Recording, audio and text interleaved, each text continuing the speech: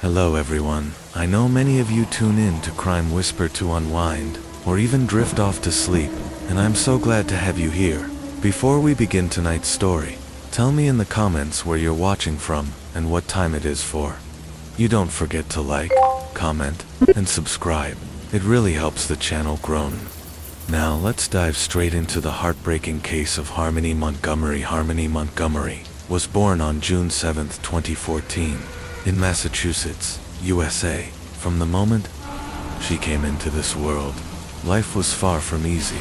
Her home environment was unstable, riddled with financial hardship and emotional turmoil. Her mother, Crystal Sorey, struggled with serious mental health issues and substance addiction. Her father, Adam Montgomery, had a criminal history and a record of domestic violence. As a result, Harmony was placed into the child welfare system at a very young age. Despite everything, Harmony was a bright, kind, and resilient little girl. She had a visual impairment that required special attention to her left eye, but those who met her in foster care described her as sweet and full of spirit. Crystal did make efforts to regain custody of her daughter, attending rehab, trying to stabilize her life, but she couldn't meet the strict criteria set by the court and child protection services. This made reunification with her daughter increasingly unlikely. In 2018, after serving a prison sentence, Adam Montgomery sought custody of Harmony. Despite his criminal past and troubling signs, he convinced the Massachusetts family court that he was a fit parent. He claimed to be sober and insisted he could provide a better, more stable life than Crystal. In February 2019, the court awarded custody of Harmony to Adam Montgomery. The decision was based on the child welfare system's emphasis on reuniting children with biological family, a well-meaning policy that, in this case, would prove catastrophic. Harmony moved in with Adam, his wife Kayla Montgomery, and Kayla's own child in Manchester, New Hampshire, but almost immediately, there were red flags. Family members and social workers raised concerns about Adam's behavior and his treatment of Harmony. Sadly, those warnings went unheeded. This fateful decision to grant Adam custody would later be recognized as a critical failure by the child protection system. Harmony goes missing. More than 2 years passed then. In November 2021, Crystal reported Harmony missing. She told police she hadn't seen her daughter since a FaceTime call on Easter of 2019. She said she had made multiple attempts to contact Adam, but never received a response. Manchester Police Department launched an investigation and quickly uncovered something horrifying no one had seen Harmony. Since late 2019, authorities turned their attention to Adam Montgomery. Forensic teams searched his former residence. Meanwhile, Montgomery gave inconsistent statements, even claiming that Crystal had come to pick Harmony up, a claim she flatly denied. Family testimonies and investigation breakthroughs. In December 2021, police held a public press conference during the investigation. Adam's brother, Michael Montgomery, came forward. He admitted to witnessing Adam abuse Harmony on multiple occasions. Adam's wife, Kayla Montgomery, was also interviewed. Her statements were critical. She said Adam had admitted to her that Harmony was no longer alive, and described incidents of extreme violence, including beating Harmony so badly that one of her eyes turned black at first. Kayla claimed she didn't know what happened to Harmony after they were evicted from their home, but during the 2024 trial, she came clean. She testified that on December 7, 2019, the day before Thanksgiving, Harmony wet the bed inside the family's car, a Chrysler Sebring, where they were temporarily living. Adam, in a fit of rage, punched Harmony in the head multiple times while driving through town, stopping only at red lights. After the assault, they parked at their old apartment complex. It was there that Kayla realized Harmony was dead. Adam placed Harmony's body in a red and black Under Armour duffel bag. Kayla went on to describe the disturbing aftermath. Adam stored Harmony's body in various locations in the snow to slow decomposition, in a refrigerator, even on a vent inside a shelter. When neighbors complained about the odor, he transferred her to a freezer at his workplace. He tried to dissolve parts of her body using lime. Kayla helped cut Harmony's clothing to fit into a hospital tote bag before Adam eventually disposed of her remains in a rented moving truck in March 2020 trial and verdict. Despite her involvement, Kayla received 18 months in prison for her cooperation and testimony. The formal trial began on May 9, 2024. Among the witnesses was Adam's best friend, who testified that Adam had once admitted to hitting Harmony after seeing her touch her. Younger brothers face additional forensic evidence, and testimony solidified the case ultimately. Adam Montgomery was convicted of second-degree murder and tampering with physical evidence. He was sentenced to 45 years in prison, to be served consecutively with a prior sentence for unrelated weapons charges. This means Adam Montgomery will spend the rest of his life behind bars sometimes. The greatest dangers don't come from strangers, but from those who live right under the same roof. Welcome back to Crime Whisper, where we uncover the darkest truths that hide within families and communities.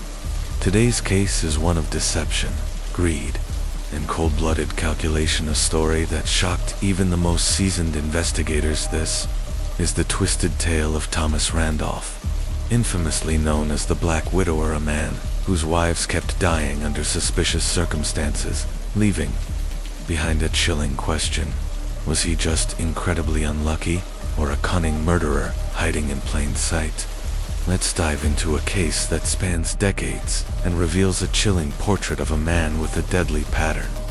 The final murder that unraveled it all came crashing down on a quiet evening in May 2008, when gunshots rang out from Thomas Randolph's home in Las Vegas, Nevada. His sixth wife, Sharon Coase, was found dead in their bedroom. A second man, Michael Miller, whom Randolph claimed was an intruder, was also shot dead by Randolph himself. But from the start, investigators felt something didn't add up, and soon, a disturbing pattern emerged. Randolph had been married 6 times, and 4 of his wives were now dead, all under questionable circumstances each time. He was the sole beneficiary of large life insurance payouts. This wasn't just a case of self-defense anymore. This was something far darker. Who is Thomas Randolph?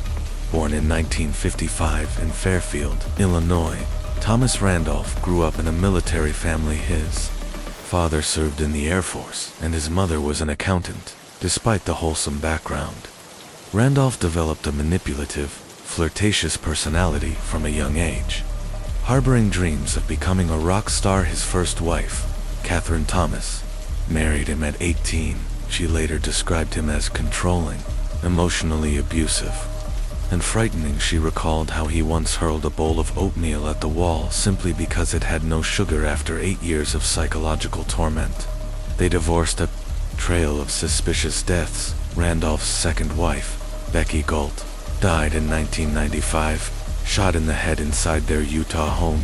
Her body was found on a waterbed. The death was ruled a suicide, and Randolph collected $500,000 in life insurance. But even then, authorities had their doubts. His third wife, Ghana Crisso, survived her marriage to Randolph, but not without a terrifying encounter.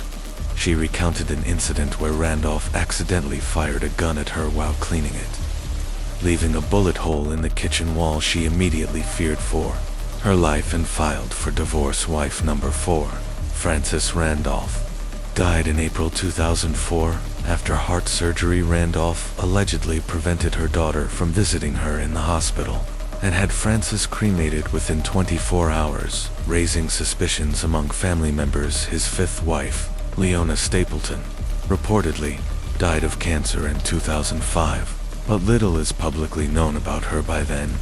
A pattern was clearly forming. Randolph remarried quickly, isolated his wives, and each time walked away with life insurance money. Then came Sharon Coase, Sharon's tragic end, and the turning point. Thomas met Sharon in Utah and later moved with her to Las Vegas. They married during a cruise, convincing the ship's captain to officiate the ceremony, even though Randolph was allegedly still legally married to another woman at the time Sharon died, just 2 years later. After her death in 2008, Randolph once again claimed self-defense, stating that an intruder Michael Miller, attacked them, and he shot the man to protect himself and his wife.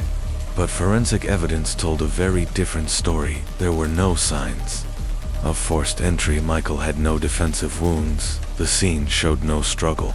And most damning of all, Randolph and Michael knew each other well. Phone records revealed multiple calls between them before Sharon's death. It began to look like a murder for hire plot gone wrong, trial and conviction.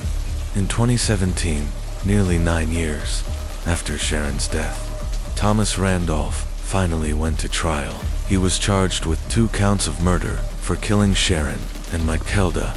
Prosecution painted Randolph as a man driven by greed, one who had manipulated and murdered his way through life to collect hundreds of thousands of dollars in insurance payouts. They also referenced his 1989 murder trial in Utah, where he had previously been acquitted of murdering Becky Galt. Prosecutors called on his former wives and even brought in a witness who testified that Randolph once tried to hire him to kill Frances, his fourth wife. The jury heard about the violence, the lies, the insurance money, and the pattern of manipulation. Ultimately, Randolph was found guilty and sentenced to death, the appeal and retrial. But the story didn't end. Randolph appealed, arguing that the jury had been unfairly influenced by details of his prior murder case in Utah, which he claimed had no direct relevance to Sharon's death in July 2020. The Nevada Supreme Court agreed and overturned the conviction. Randolph would face a new trial in 2023. During this second trial, prosecutors focused on the evidence specific to Sharon's murder. They revealed phone records showing constant communication between Randolph and Michael. They argued that Randolph had conspired with Michael to murder Sharon for a life insurance payout of over $300. Video footage, trajectory analysis, and forensic inconsistencies all pointed to Randolph's guilt. Prosecutor Christopher Hamner described him as a master manipulator, emphasizing that Randolph was not a victim, but the orchestrator of the entire scheme. Justice and aftermath. After the second trial, Randolph was again found guilty. His calculated cruelty, relentless pursuit of money, and cold-hearted treatment of the women in his life were finally exposed in full light for Sharon's daughter, who waited nearly a decade for justice. The moment was overwhelming. She cried and embraced her loved ones when the final verdict was read. Thomas Randolph remains a prime example of how predators can hide in plain sight, weaving charm and deceit into a deadly pattern. Closing the Thomas Randolph case. Despite Thomas Randolph's attempts to convince the court of his innocence, the evidence painted a different picture. Inconsistencies in his testimony, his close relationship with Michael Miller, and the insurance policies he stood to benefit from all pointed to a carefully calculated murder. After a 15-year legal battle, a Nevada jury found Thomas Randolph guilty not only of murdering his sixth wife, Sharon Coase, but also of fatally shooting Michael Miller, the very man he had allegedly hired to carry out the crime. The jury deliberated for just 5 hours before delivering the verdict. Randolph, now 68 years old, sat motionless in a wheelchair, wearing headphones due to hearing loss, as the verdict was read aloud in the courtroom. Bayer, Sharon's daughter, wept with a mixture of shock and relief. For over 9 years, she had waited for justice. In April 2024, Randolph was sentenced to 60 years in prison, yet even now, he and his defense team have filed an appeal to have the conviction overturned, a decision still pending today. Thomas Randolph remains incarcerated at Lovelock Correctional Center in Nevada. His story is a haunting example of manipulation, greed, and delayed justice. Though convicted, the legal chapter remains technically open, with his appeal pending transition to the next case. But the darkness doesn't stop there today. We also bring you another tragic and deeply disturbing case. This one involving a child. This is the heartbreaking story of Blue Avon Rowland, a beautiful, innocent 5-year-old boy who endured unspeakable abuse in what should have been the safety of his own home. It is a good trenching reminder of how far society still has to go when it comes to protecting its most vulnerable. The discovery that changed Everything in mid-December 2022. Karen Rowland, Blue's grandmother, went to her daughter's home on Front Street in Morrow, Arkansas, to pick up her 2 grandchildren. It was supposed to be a special day, Blue's 6th birthday, but Blue wasn't there instead. Karen was met with disturbing sights. Her granddaughter Blue's sister had scabs across her scalp, which her mother, Ashley Rowland, brushed off as an allergic reaction, but Karen was unconvinced. She rushed the girl to Forest City Hospital, where doctors confirmed that her injuries were actually severe burns. The child was malnourished, had cracked ribs, multiple fresh and old wounds, and could barely walk. Her clothes were soaked in urine, and her first words were simple, yet heartbreaking. "Can I have some water?"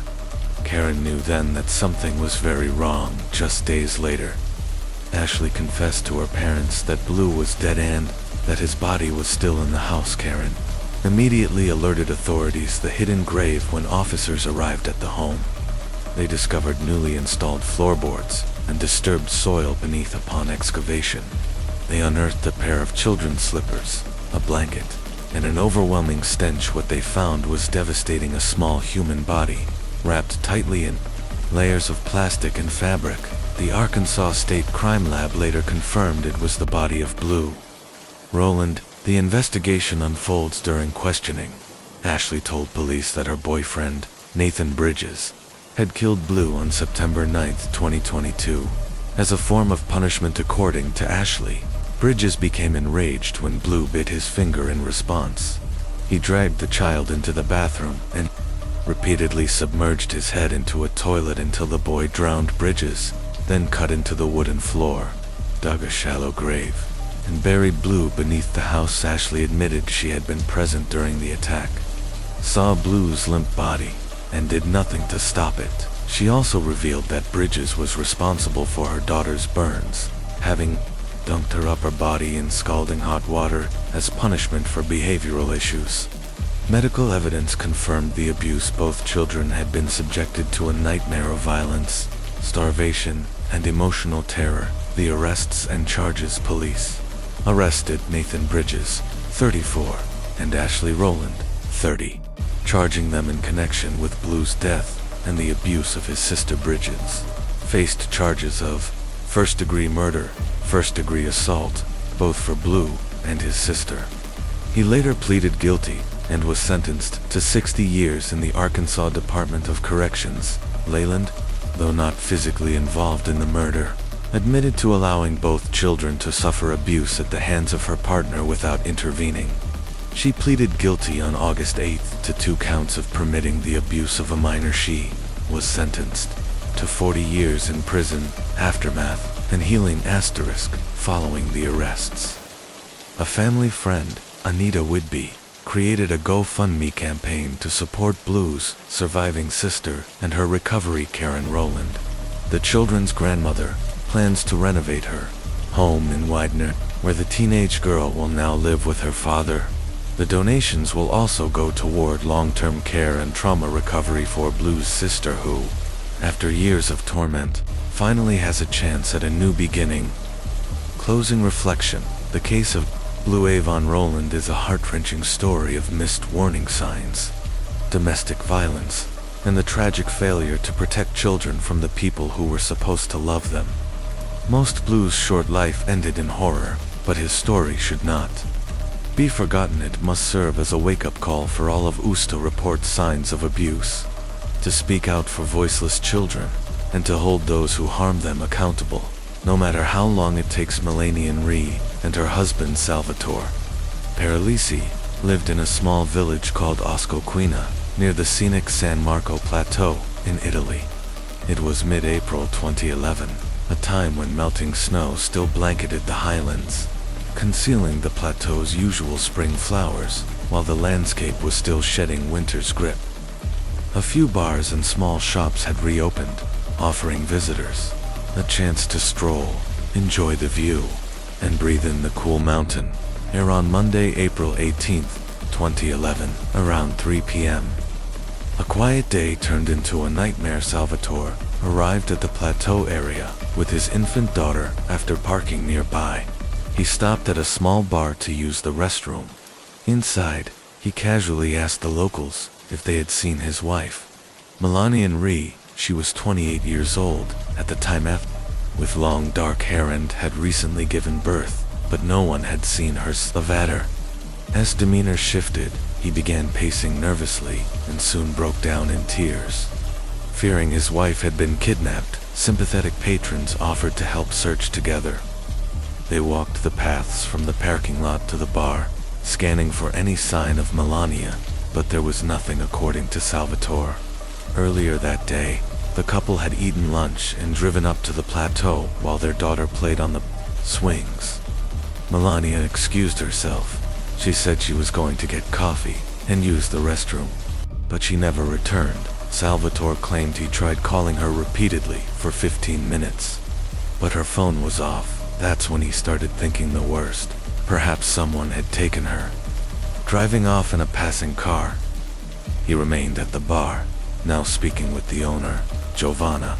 But as time passed, his behavior drew concern. He was underdressed for the chilly spring weather, and despite the emotional strain he displayed over his missing wife, he seemed to neglect his 1-year-old daughter. She wandered around the bar cold and hungry, while her father recounted the same story over and over, barely acknowledging her needs. At 4:34 p.m., Giovanna called emergency services. Salvatore had left the bar and returned, saying it had been over an hour and he still couldn't find Melania.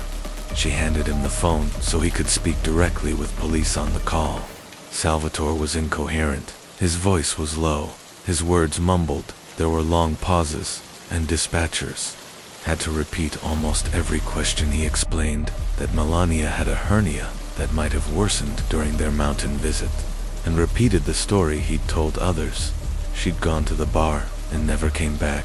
When police arrived, Salvatore repeated the same timeline. He said that after Melania failed to return, he searched, called her, then asked around the bar. He emphasized how unusual it was for her to ignore his calls. She always answered. Officers asked him for details about Melania's appearance, and the moments before she vanished. He claimed she'd only gone to use the restroom, and everything had seemed normal.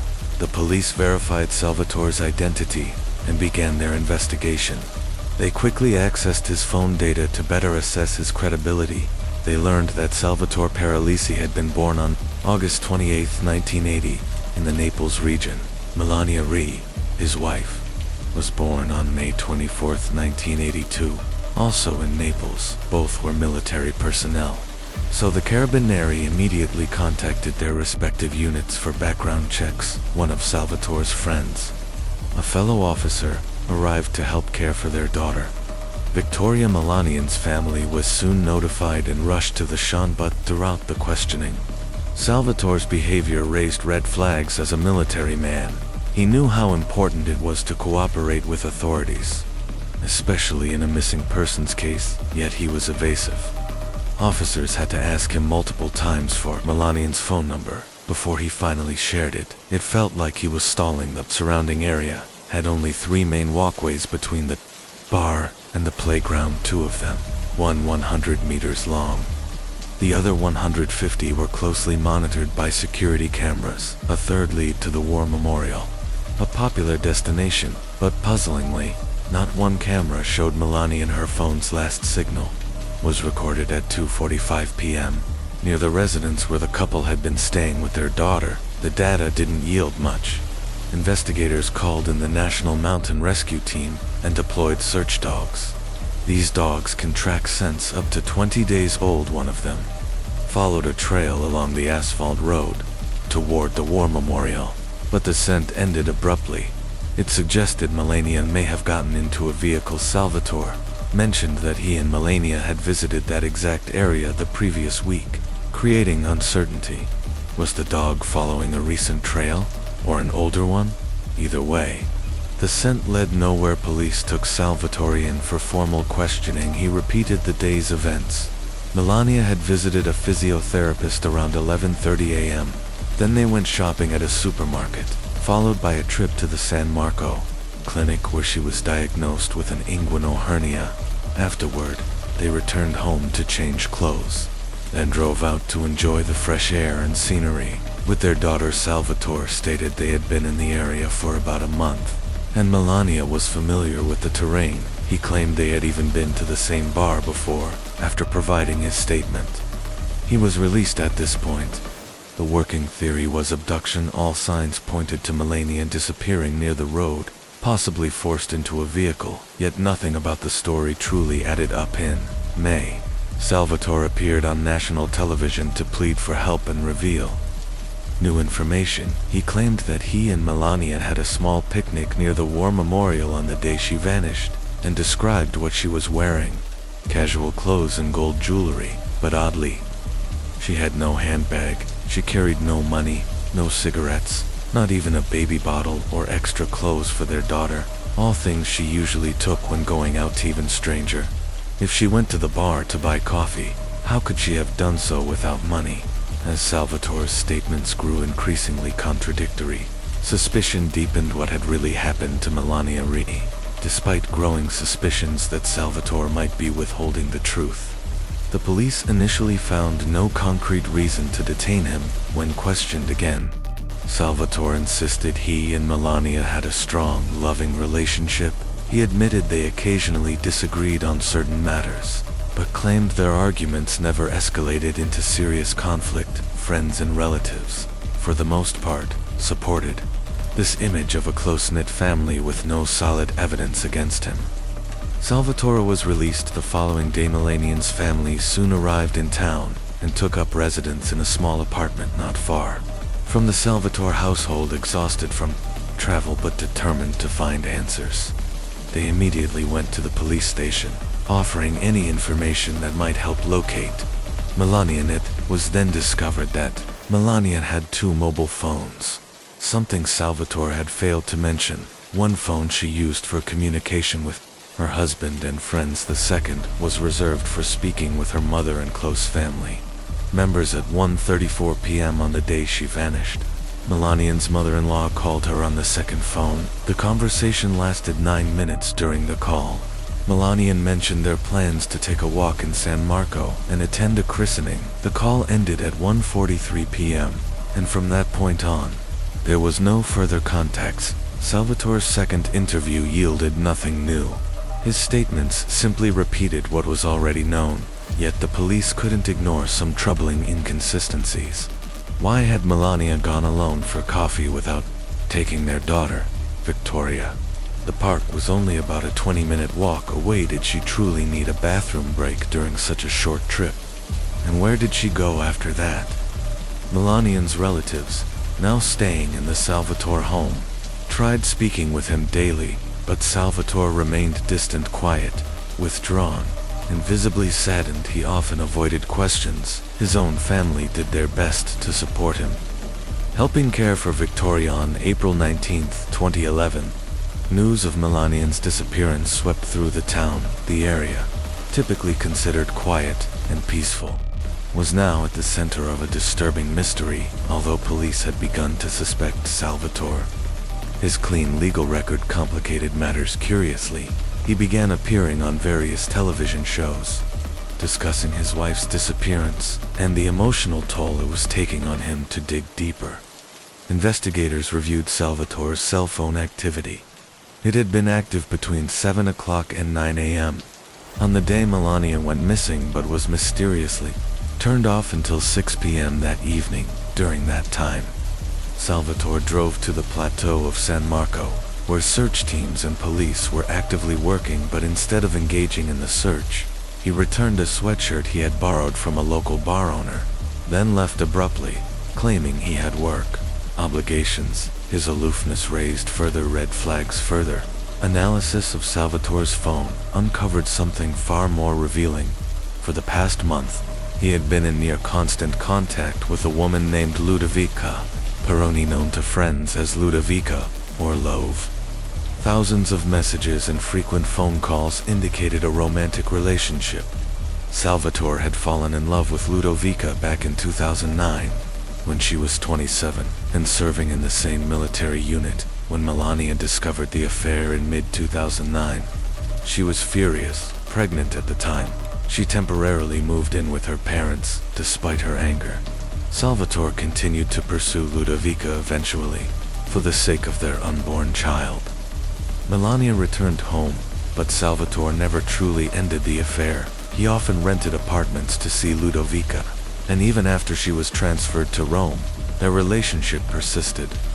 In the months leading up to Melania's disappearance, tension between Salvatore and Ludovica had intensified. Ludovica was pushing for commitment. She wanted him to leave his wife and be with her, but Salvatore kept stalling. Meanwhile, Melania, determined to preserve their marriage, confronted him. She even threatened to expose his affair, a revelation that could have destroyed his military career. Terrified by the possible consequences, Salvatore began to distance himself from Ludovica, believing her plan had worked. Melania hoped their marriage was back on track. She viewed his feelings for Ludovica as nothing more than a temporary infatuation, but Ludovica wasn't giving up. She urged Salvatore to leave his family and build a life with her, feeling trapped. Salvatore attempted to appease both women on April 19th, just a day after Melania's disappearance. He traveled to Rome to meet Ludovica's parents, suggesting he was planning a future with her. Melania had no idea that same week, while the military proposed launching a formal rescue operation for Melania, Salvatore declined. He claimed she had likely left out of resentment and that no such operation was necessary. His casual demeanor startled his superiors. Not long after, he deleted his social media accounts, which he had used to communicate with Ludovica. Police now had a possible motive by this point. Hopes of finding Melania alive had faded. Search dogs found no new traces of her scent. Then, on April 23rd, police received an anonymous call from a man identifying himself as a mushroom forager. He reported finding a woman's body 17 kilometers from Fogliano. Investigators rushed to the scene. The body was confirmed to be Melania. The autopsy revealed multiple stab wounds to the head, neck, and chest. There were also signs of defensive wounds, indicating she had tried to fight off her attacker, while there was no evidence of sexual assault. Several disturbing items were found near the scene: her phone, a bloodied lighter, a water bottle, a grocery receipt from the morning of April 18th, and, tellingly, insulin syringes, though these initially suggested possible drug use. Toxicology reports confirmed that Melania had neither alcohol nor drugs in her system. Salvatore made a strange admission following her discovery. He claimed that just days before she vanished, he and Melania had been intimate behind a nearby kiosk, same area where her body was later found. Somehow, this detail reached Ludo, who became enraged. Salvatore had promised he was no longer intimate with his wife, but that narrative didn't add up on the date he described. The weather was freezing and snowy. Moreover, Melania had been suffering from a painful inguinal hernia. Given those conditions, the idea of an outdoor sexual encounter seemed implausible. Investigators believed Salvatore had fabricated the story to shift suspicion.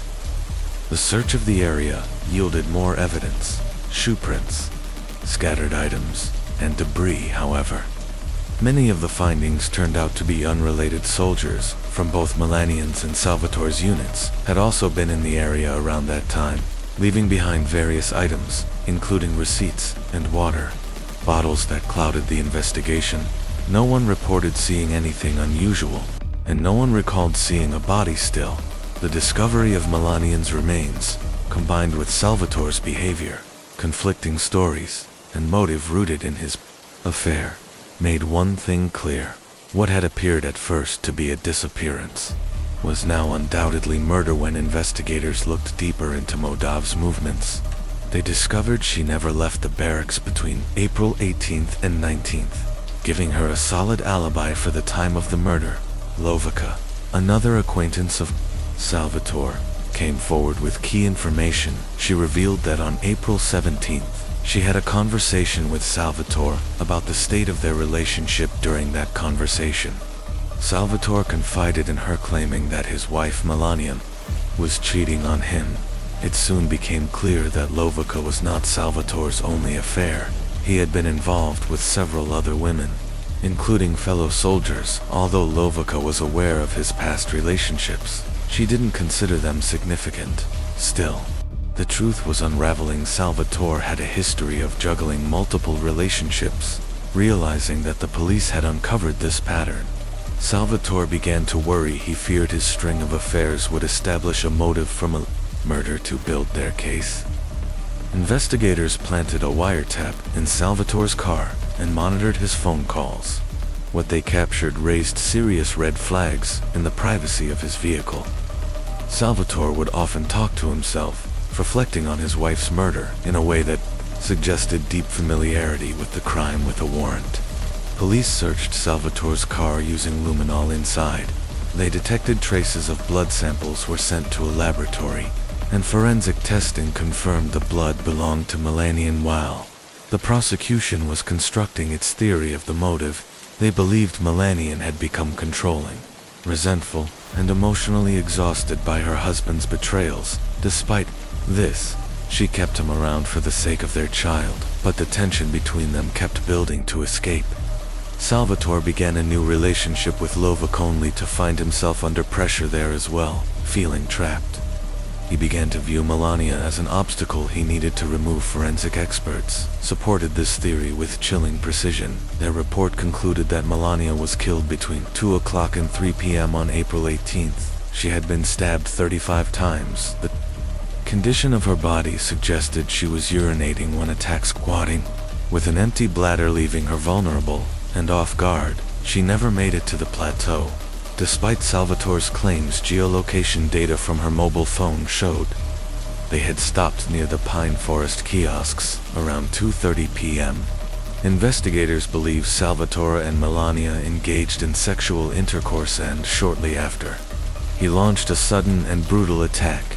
He then returned home, changed clothes, took their daughter, and headed to San Marco. There, he entered a bar and pretended to be a distressed husband whose wife had suddenly vanished, despite professing innocence. The mounting evidence told a different story. The jury found it compelling. Salvatore Paralisi was convicted of Melanian's murder and sentenced to 20 years in prison. He was also ordered to pay €2 million in damages to Melanian's families. Continues to maintain his innocence while serving his sentence at a reformatory in Milan. Melanian's daughter, Vittoria, was placed in the care of her maternal family, now 13. She has expressed her desire to change her last name to her mother's. She no longer visits her father and prefers he remain unaware of her life choices. Welcome back, mystery lovers. Today's case takes us to Ireland, and it's one that will shake you to your core. Murphy was born in 1998, the youngest of 3 siblings. She grew up in Blueball, a peaceful village about an hour from Dublin. Her childhood was steeped in music, inspired by her father's love for traditional Irish instruments like the bagpipes and violin. Aisling inherited his passion. She began playing music at a young age, joined her school choir, and later performed in a folk orchestra that toured across Ireland and the UK. She was talented, independent, and beloved by everyone who knew her. After graduating, Aisling quickly found work driven by her desire for independence. She took a full-time job and continued performing music at family events on weekends. She also began teaching, securing a position at the very school she once attended. Her students and colleagues adored her. She was kind, creative, and had a natural ability to connect with children. Aisling had been in a steady relationship with her boyfriend, Ryan.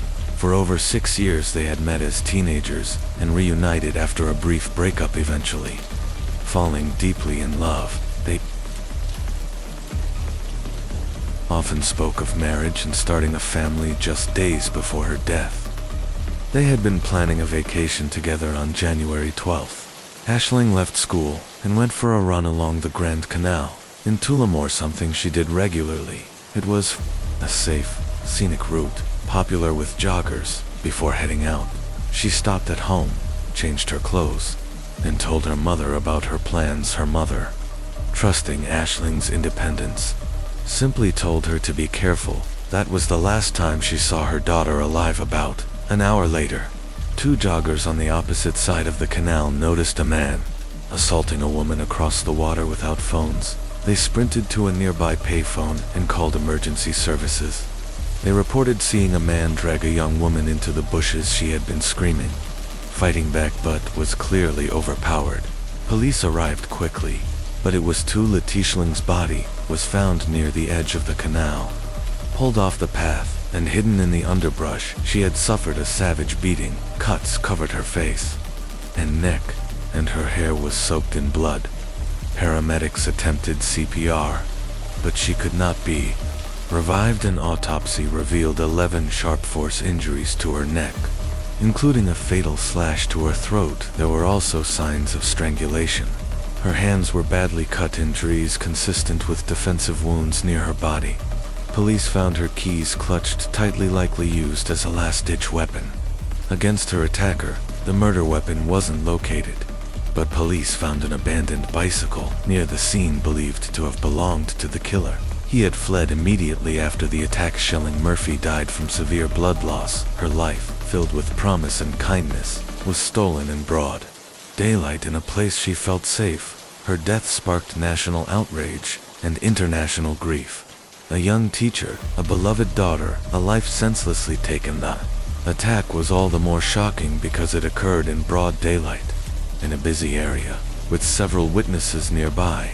2 joggers in the vicinity not only witnessed the crime, but also observed the attacker and provided vital information to the police. One of the witnesses, Emma, was walking her dog by the Grand Canal when she noticed a girl jogging. A man on a bright green bicycle was following closely behind the runner. At first, Emma assumed they were jogging together due to how near the cyclist stayed to the girl. She described the man as appearing to be a migrant, not Irish, with yellowish skin, a short haircut, and wearing a black tracksuit with red logos. Later, Emma met another witness, Jenna. Together, they saw the cyclist launch a sudden and unprovoked attack on the girl. Jenna recalled the victim screaming and trying to threaten the attacker, but then falling abruptly silent. That silence, police later confirmed, was the result of a severe neck wound that damaged Ashling's vocal cords. Jenna screamed back at the attacker, warning that she was calling the police, but the man refused to let go of Ashling. Police found a green bicycle near the trail, later confirmed to belong to the assailant.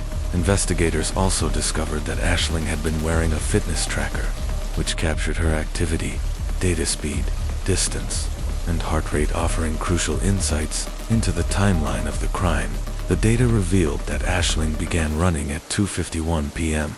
GPS records showed she had parked her own bike near the canal.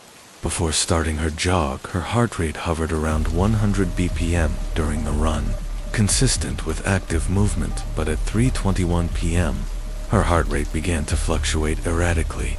GPS data showed she had stopped moving by 3:31 p.m. Her heart had stopped completely. This helped investigators pinpoint the exact time of the attack. The next step was to collect and review surveillance footage from nearby cameras. Police mapped out all camera locations in the area and focused on footage between 12:25 p.m. and 4:05 p.m. They quickly identified a man matching the witness's description. He appeared to be moving aimlessly through the area and was riding a bicycle identical to the one found at the scene. The suspect wore a black, hoodless jacket and sweatpants with stripes and red logos. Just as Emma had described, footage showed him following a woman in a dark burgundy jacket, watching her intently until she noticed him. He then veered off. At 1:53 p.m., another camera caught the man stopping and pulling something from his pocket. He was seen twisting an object in his hands. Though poor image quality made it difficult to tell what it was, police suspect this was the knife used to murder Ashling. A forensic expert concluded that Ashling had been killed with a small serrated blade due to the jagged nature of her wounds at around 2:55 p.m., just as Ashling began her run. The man was again seen in the area. Footage suggested that he had been wandering the canal path for some time, stalking various women before ultimately choosing Ashling as his target. And fortunately, the footage wasn't sharp enough to clearly identify his face. Still, within hours of the murder, police arrested a suspect based on the information provided by witnesses. That man was 39-year-old Romanian immigrant Gat Keegan, who had lived in Ireland for 23 years. and had no criminal record. He matched the general appearance of the man seen on the footage and had been found near the crime scene. However, at the police station, he vehemently denied any involvement. Officers searched his home thoroughly, but found no evidence linking him to the crime. Keegan insisted there had been a mistake, and he provided a verifiable alibi. He had been making a purchase at a nearby store during the time of the attack. Surveillance footage and a time-stamped receipt supported his claim. Additionally, he was seen walking on the south bank of the canal, while Aisling had been killed on the north bank. Police collected his DNA and fingerprints to compare against the skin particles found under Aisling's nails and on the attacker's bike. There was no match. Keegan was formally cleared and released despite his exoneration. The public's suspicion lingered. Keegan and his family received threats and harassment from residents who still believed he was guilty. He was temporarily relocated for safety, and the police issued a public statement confirming that he was not connected to the murder. Only then did the harassment cease. The case had already drawn nationwide attention, outraged by the brutal daylight murder of a beloved young teacher. The community demanded justice. Days into the investigation, the case took a surprising turn. On the evening after the attack, a 30-year-old man named Joseph Pusa was admitted to a Dublin hospital with multiple stab wounds to his abdomen. Originally from a small Slovakian village, Joseph had left school early and spent most of his life working as a laborer in the Czech Republic. Though he faced difficulties in his youth, he had no criminal record and was known as a generally positive individual. 2015, Joseph moved to Dublin with his wife, and together they had 5 children. Things went smoothly until a work-related back injury left him unable to continue working.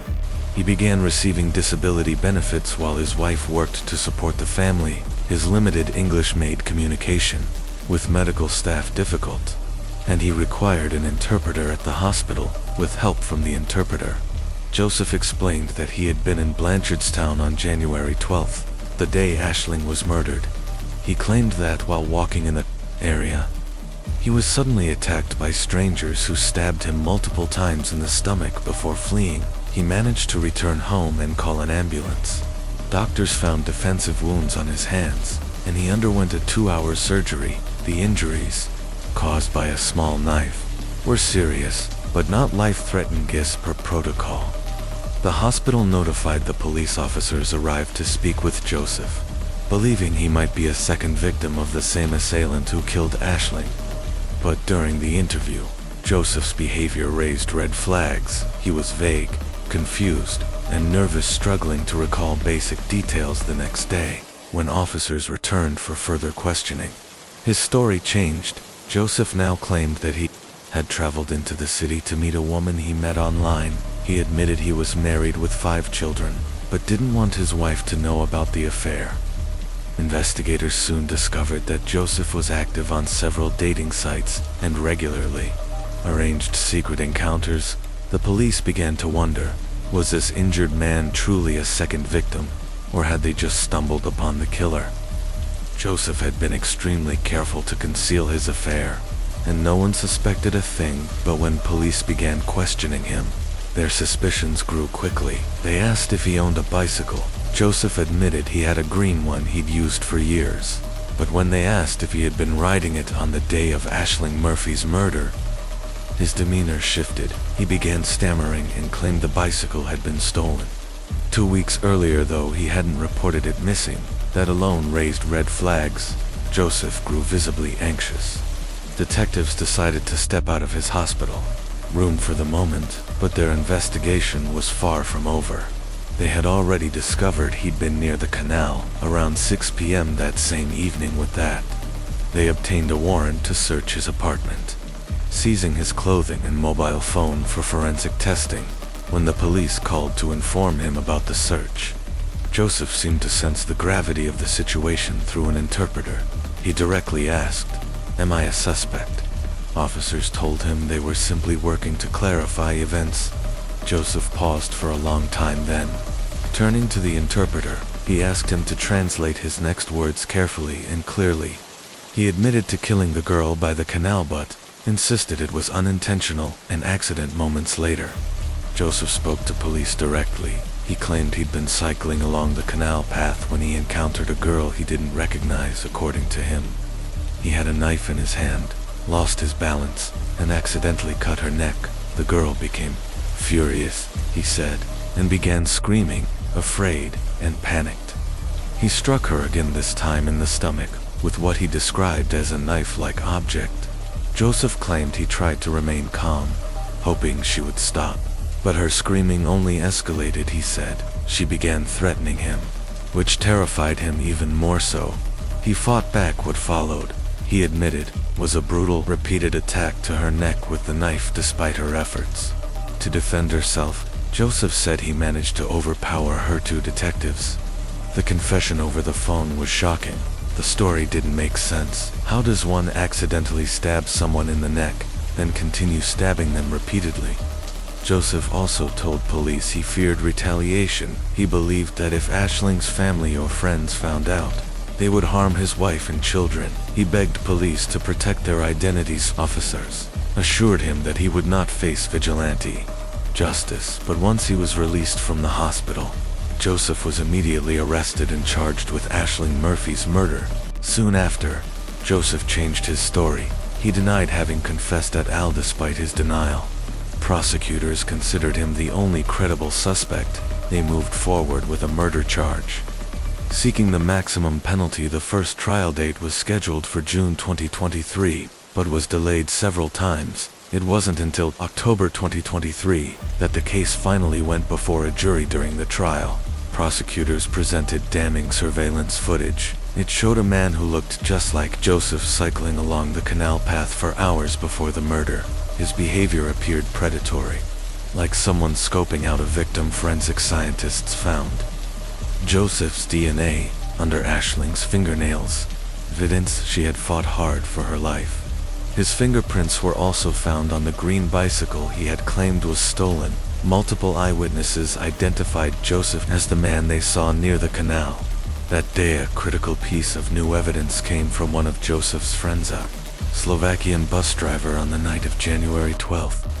The driver picked up Joseph, who had deep scratches on his stomach. Joseph said he had been in a fight, but offered no details concerned.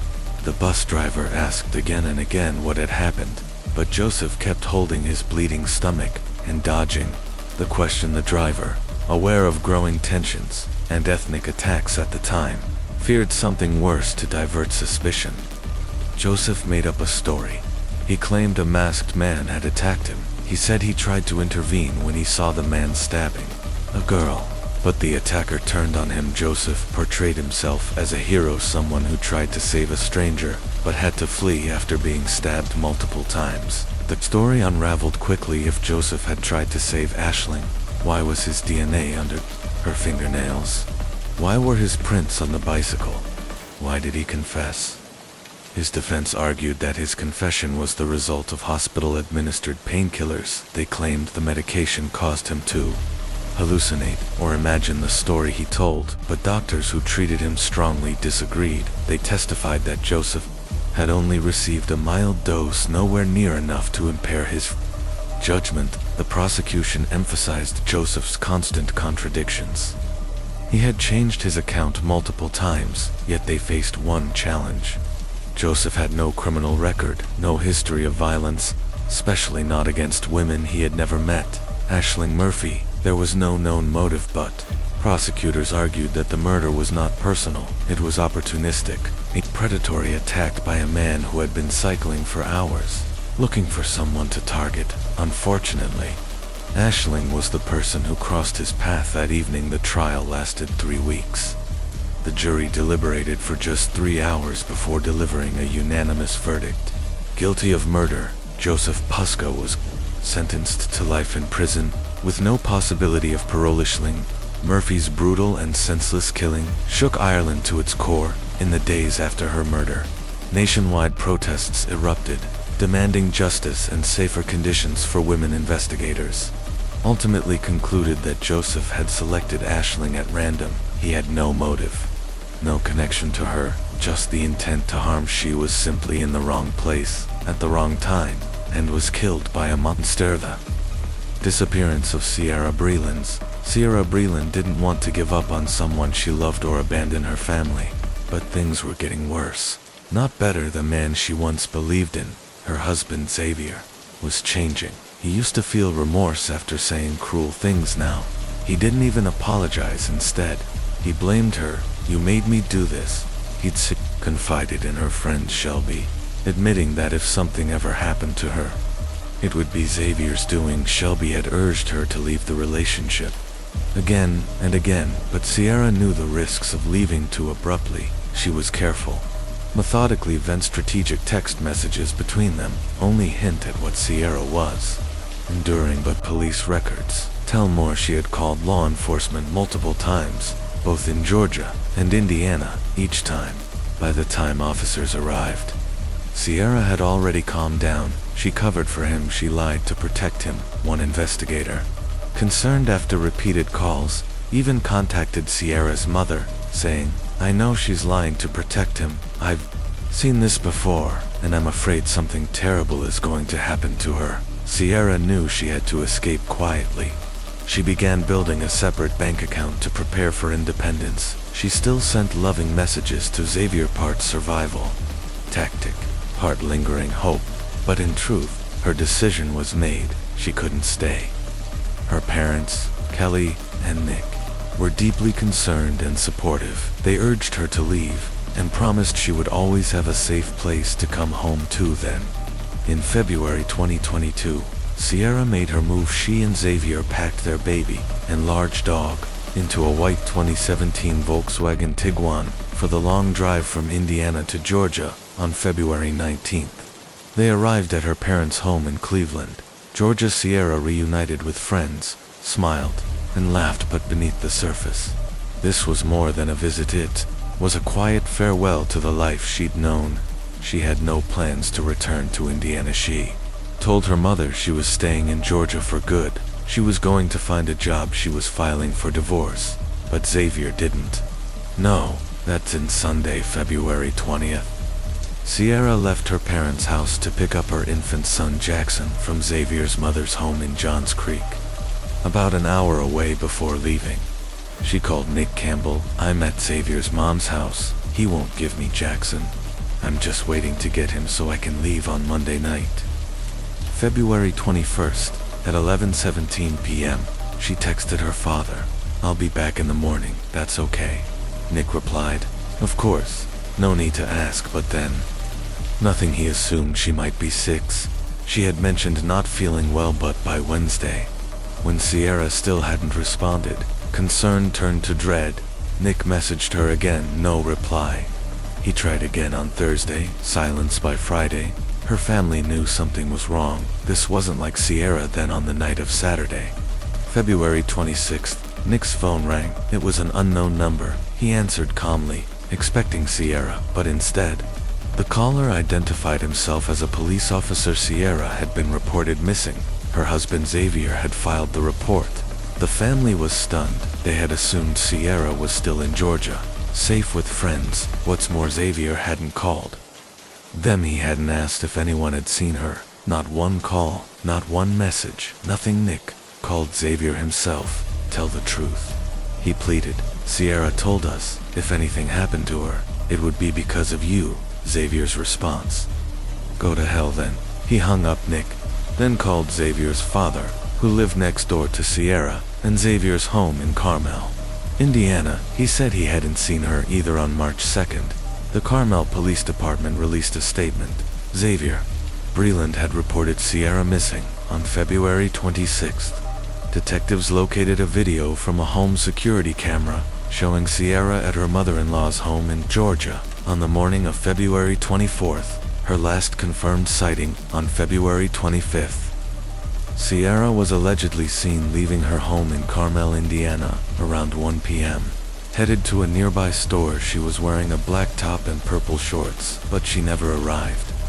No surveillance footage showed her entering any store. Her disappearance was now a full-blown mystery. She had left behind her ID, credit cards, and all three of her phones. Sierra's family was adamant she would never willingly leave without telling anyone. Most of all, She would never leave her 5-month-old son behind her mother, Kelly later said.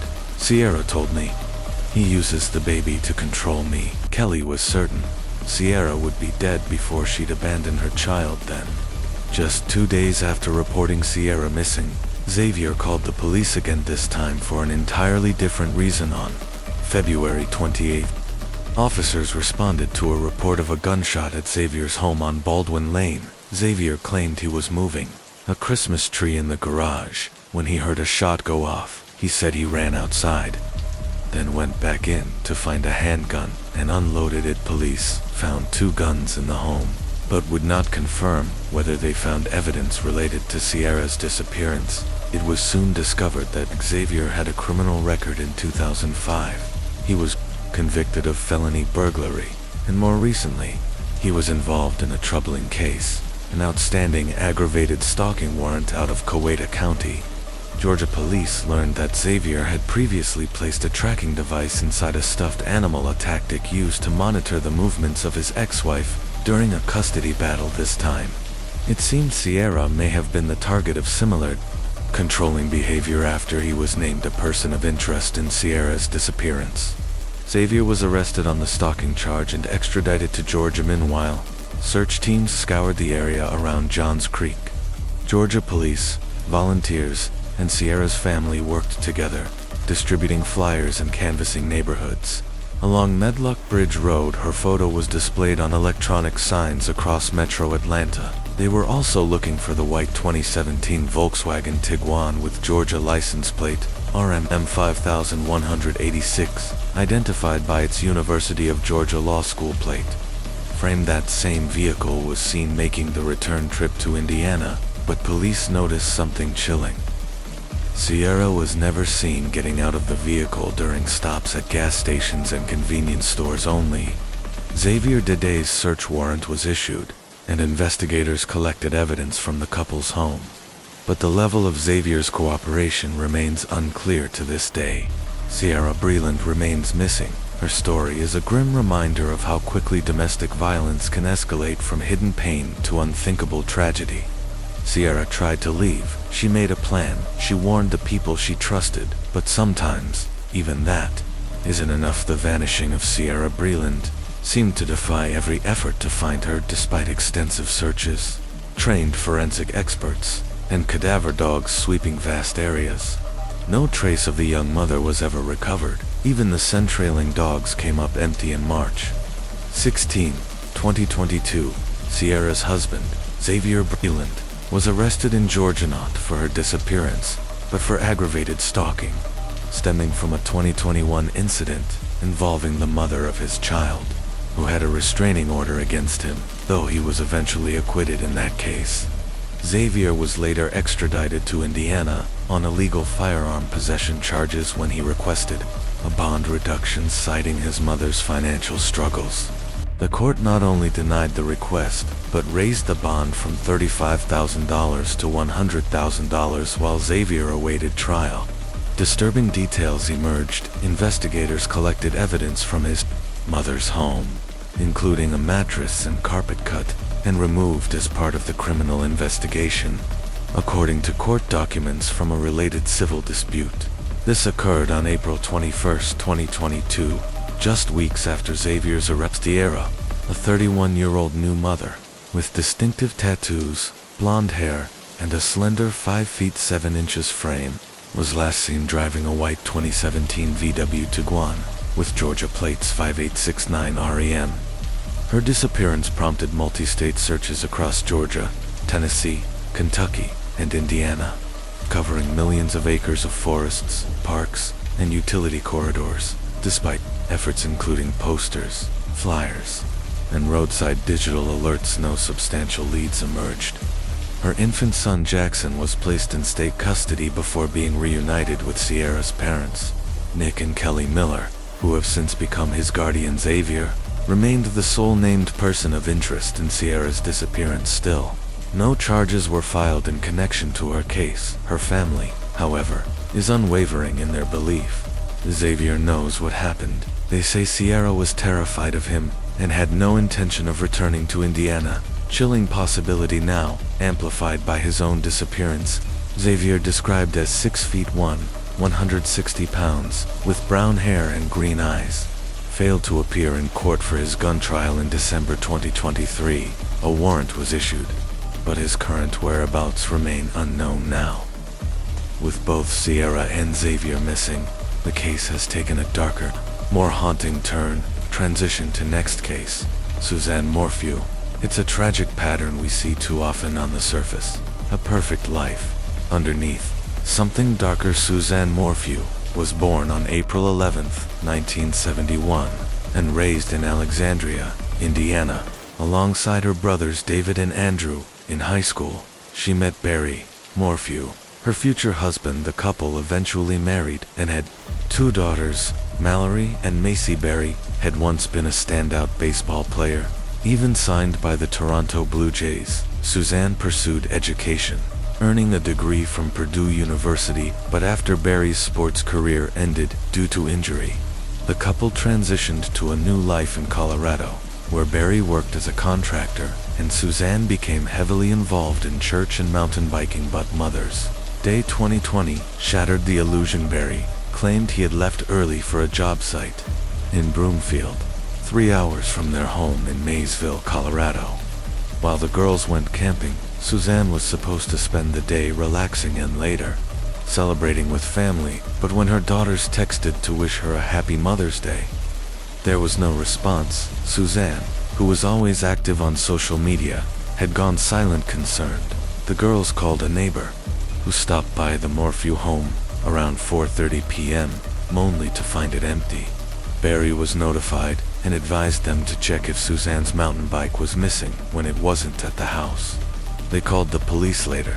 That bike was found at the bottom of a steep ravine nearby. Oddly, there were no signs of a crash, no damage to the bike, and no evidence of a struggle in the surrounding area. Barry told investigators he believed a mountain lion had dragged the bike, but experts quickly dismissed that theory as implausible as suspicion mounted.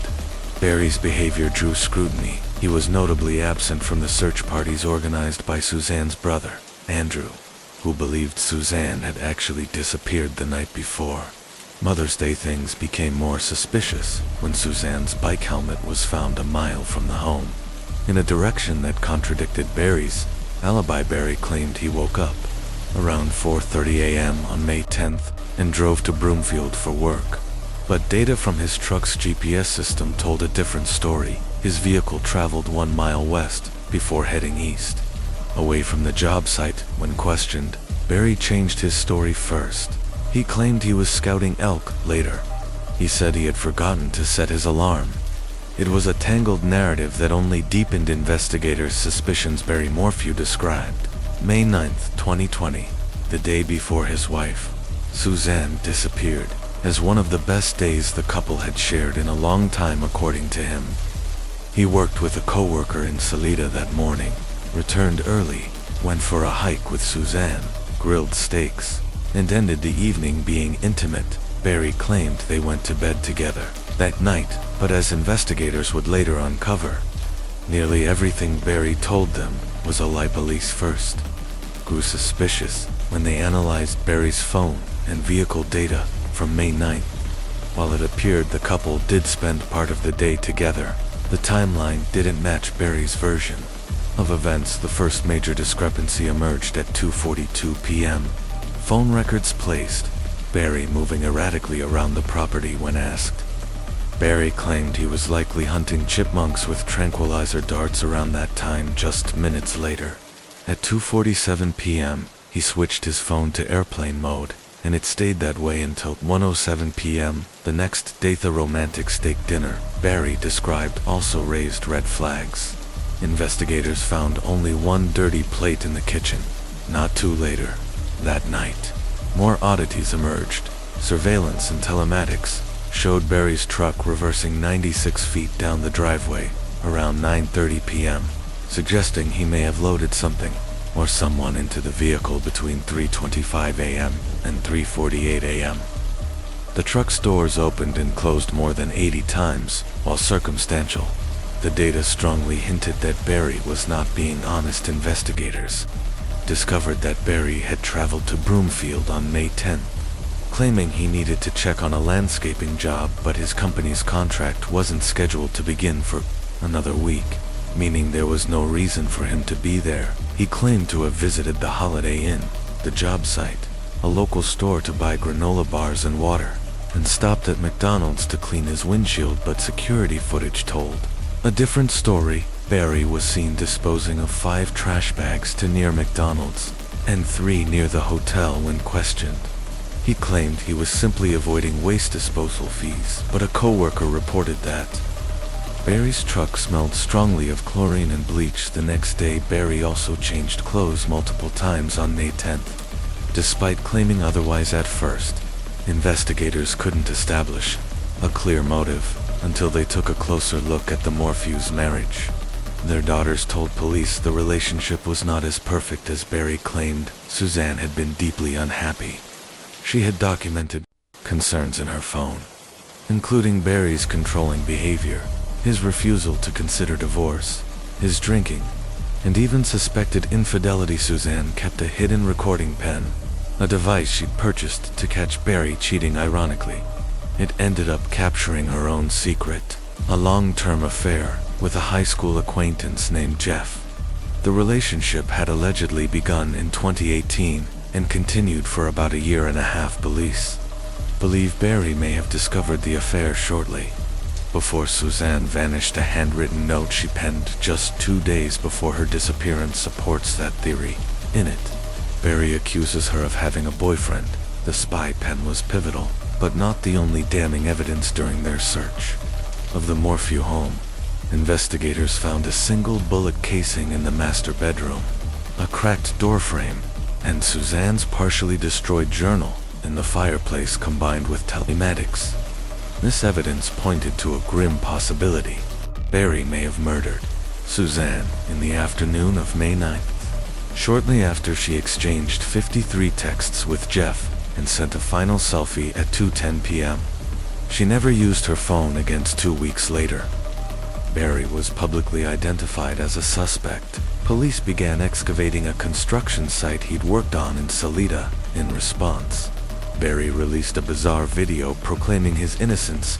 He wasn't arrested until nearly 1 year later, on May 5th.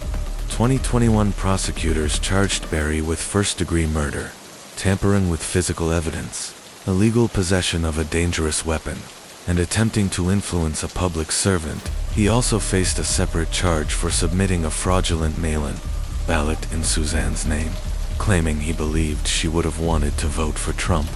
He pleaded guilty to the ballot fraud and was fined $600. A preliminary hearing in August 2021 lasted 4 days. Prosecutors laid out their theory. Barry killed Suzanne on May 9th, dismembered her body in a hotel room in Broomfield, then disposed of the evidence and buried her in an unmarked grave.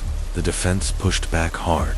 Cadaver dogs hadn't detected any remains in Barry's truck or the hotel room.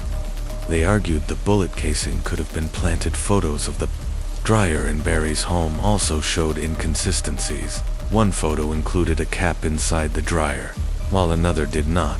They also pointed out that Barry's tranquilizer gun was broken and inoperable at the time. Then came a stunning development.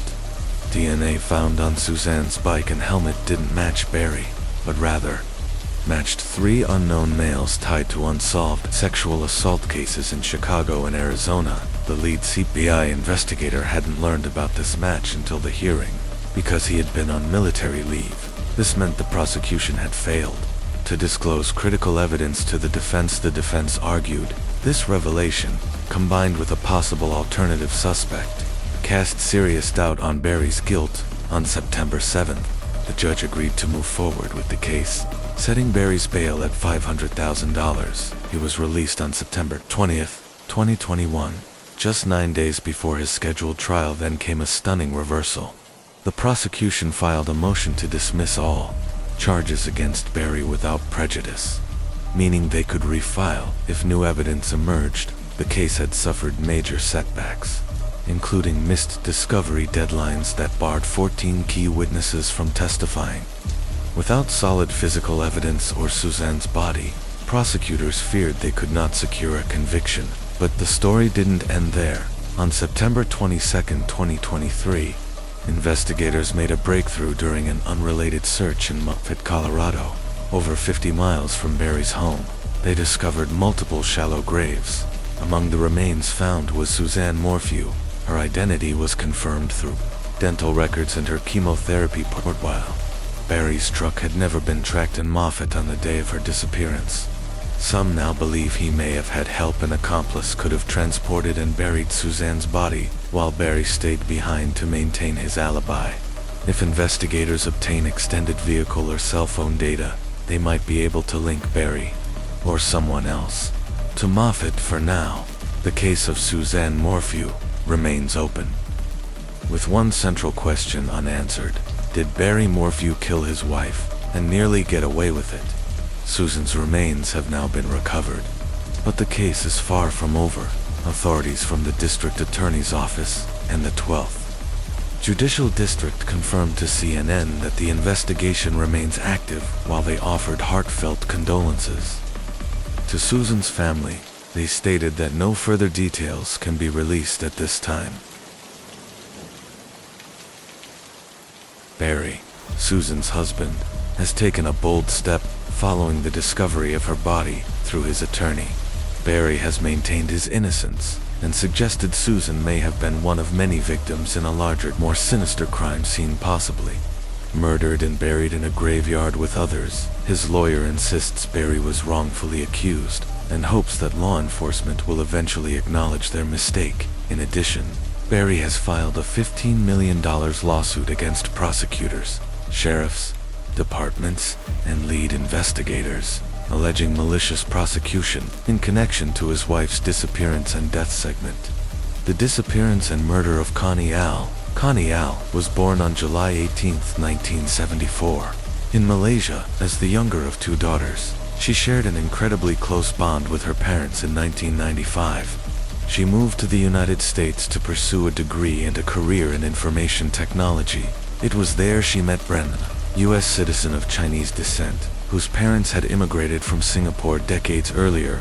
What started as friendship gradually evolved into a deep romantic relationship. The two were married in 2001, and by 2003, Connie was working as an analyst in San Diego. She and Brandon were looking forward to building a life together, planning for children, settling into careers, and nurturing a happy future. That future was suddenly derailed when Connie's father, Ang Bai-young, was diagnosed with cancer in June 2003. Connie flew back to Kuala Lumpur to care for him. Brandon accompanied her for a few days before returning to the U.S., and though separated by distance, the couple stayed connected through long daily phone calls. Connie often spoke to him about their lives, work, and their two beloved pets. Thankfully, her father's health began to improve. With plans to return home, Connie organized a farewell dinner for June 13th, inviting close friends and family to a local restaurant that night. Connie, her mother Pearlie, and her sister Elsie arrived at the restaurant a little late. They'd had trouble finding parking, and Pearlie was visibly uneasy about the poorly lit lot. Despite that, the dinner was filled with joy and laughter. Connie was radiant, reconnecting with childhood friends she hadn't seen in years. As the night wore on, Pearlie began to feel tired. Connie offered to escort her and Elsie to the parking payment terminal, located on the first floor of the mall, just above the underground parking lot. As they waited in line, Connie realized there was a 10-minute wait to validate the parking ticket. She told her mother and sister to wait. She'd be right back, but she never returned after several unanswered calls. Elsie grew anxious. She and Pearlie rushed to the parking lot, only to discover that Connie's purple proton tiara was gone. Pearlie was adamant Connie would never leave without a word. Something was very wrong, though hesitant at first. Mall security eventually allowed the family to review surveillance footage. What they saw confirmed their worst fears. Connie's car was seen speeding out of the parking garage. Crashing through the exit barrier, a man was driving. Connie sat in the passenger seat, appearing tense. Her body leaning against the door, as if trying to distance herself from the driver. A police report was filed immediately. Friends and relatives canvassed Kuala Lumpur, searching for any sign of Connie or the car. Meanwhile, Brandon, back in the US, was overcome with dread after repeated calls to his wife went unanswered.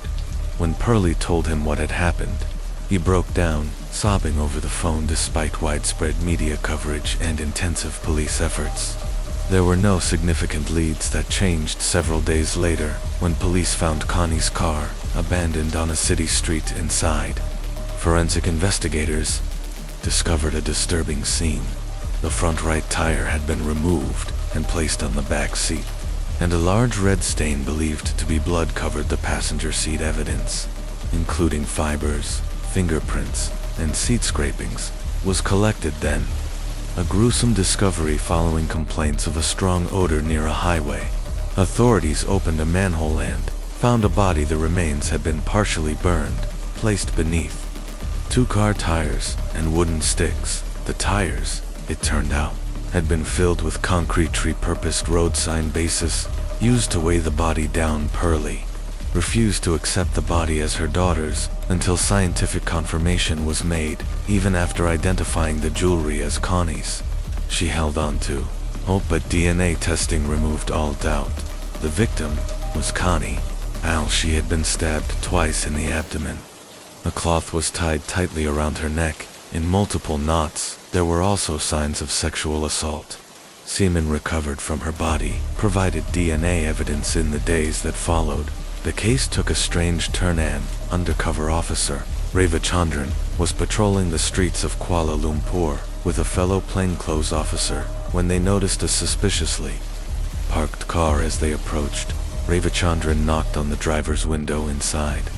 A man claimed he and the woman with him were just chatting, but the woman in the passenger seat made odd hand gestures, brief signals for help, only to stop whenever the man looked her way. Growing suspicious, Ravichandran asked for ID. When the man hesitated and rolled up the window, the officer saw him reach for the ignition, believing a getaway was imminent. Ravichandran fired at the vehicle's front tire. Despite the flat, the car sped off into the night. Officers gave chase on motorcycle, but lost the car in traffic. A puzzling outcome, considering the damaged wheel. Curiously, no immediate backup was called, no official report was filed right away, and the officers wouldn't know until later just how closely connected this incident may have been to Connie's disappearance and murder. The car with the flat tire that night was a purple Proton Tiara, driven by 27-year-old Ahmad Najib bin Aris. He was accompanied by a woman named Connie Am. Although the police chase didn't lead to an immediate arrest, the officers did recover important documents from Ahmad Najib during the encounter. Documents that would later prove crucial in identifying him. Tragically, the officer involved, Ravichandran, only informed his superiors about the incident after Connie's body was found. The only fortunate outcome of that night was the collection of these documents, which gave investigators a head start. Connie's death devastated her family, especially her husband, Brandon, and the entire nation mourned alongside them. Her farewell ceremony was attended by many Malaysians who came to pay their respects. As the investigation progressed, authorities launched a manhunt for Ahmad Najib. They discovered that he didn't live at the address listed in his documents, but the name itself was real, giving the police several leads. A search through marriage and social welfare registries revealed that Ahmad Najib bin Aris was born and raised in Malaysia. He was the second of 4 siblings and had dropped out of school to help support his family. In 1998, he moved to Kuala Lumpur, got married, and eventually became a father of 2 since 2000. He had been working as a cabin cleaner for Malaysia Airlines. The police identified Najib's wife and her workplace. A branch of Metropolitan Bankhand placed her under surveillance after her shift one evening. Undercover officers followed her to determine the family's residence. Now aware of where Ahmad Najib lived, police needed to confirm his presence without alerting him for 3 days. They monitored the house, but there was no sign of him, and investigators began to wonder if he still lived there. Then, on the 4th day, Around 4 a.m., a taxi pulled up to the house. Ahmad Najib stepped out, and within a minute, he was in handcuffs and taken to the station for questioning. News of his arrest and identity quickly reached the press. Those who knew Ahmad Najib were stunned. He was seen as a devoted husband and a loving father, but as the investigation unfolded, it became clear he had been hiding a much darker side. During his initial interrogation, Ahmad Najib was calm and insisted on speaking only with the head of the Criminal Investigation Division. However, once he was confronted with damning evidence, including 2 forms of identification he had handed 2 officers the night Connie was abducted and bloodstains on his clothing, his composure began to crack. The DNA analysis was pending, but even at that stage, the evidence was compelling. Realizing the authorities were not bluffing, Ahmad Najib confessed to kidnapping and murdering Connie on June 23, 2003. Just 10 days after the abduction, he was brought before the court and repeated his confession as part of the investigation. Police conducted a crime scene reconstruction. Ahmad Najib led them to every location he had taken Connie, describing in detail how he had abducted her, sexually assaulted her multiple times, and ultimately killed her. At each location, investigators found supporting evidence that confirmed his account. The ordeal began in the underground parking lot, where surveillance footage showed Ahmad Najib lurking. He later claimed he had been waiting for a former boss who had fired him. Someone he wanted revenge on. However, this explanation was never verified. When he saw Connie alone, searching for something in her car, he seized the opportunity. He forcefully shoved her into her car, threatening her with harm if she resisted. Connie, overwhelmed and terrified, complied. Najib took the driver's seat, sped out of the parking lot, and crashed through the exit barrier. He then drove to an industrial area and began harassing her. At that moment, a plainclothes police officer approached. Najib lied, claiming he had mistakenly picked up the wrong person, and when asked for identification, both he and Connie handed over their IDs. Despite this police encounter, Najib managed to escape. He didn't release Connie. Instead, he drove further and stopped to fix a tire that had been damaged by a police bullet. A woman parked nearby offered him a jack. Noticing Connie subtly signaling her, sensing danger, Najib grabbed the jack, but quickly abandoned the idea of changing the tire and drove off again. He eventually stopped at a secluded area, where he threatened Connie with a knife and forced her to perform intimate acts. He then drove to another district and assaulted her again. Despite Connie's pleas for mercy, he strangled her in the back seat. Afterward, he disposed of her body in a roadside manhole, moved the car to a different location, and left it there. 16 hours later, he returned with a gasoline canister, attempting to destroy evidence. However, forensic analysis revealed that the semen inside Connie's body matched Najib's DNA. His DNA and fingerprints were also found inside the car. Blood on his jacket and jeans was confirmed to be Connie's, cementing his connection to the crime. The trial began on September 15, 2003. 3 months after Connie's murder, it garnered nationwide media coverage, with journalists, members of the public, and even ambitious lawyers crowding the courtroom. Despite his prior confession and overwhelming DNA evidence, Najib changed his story. After consulting 6 different attorneys, he claimed he had confessed under duress. However, the judge who took his confession after the arrest testified that Najib was calm and showed no signs of coercion.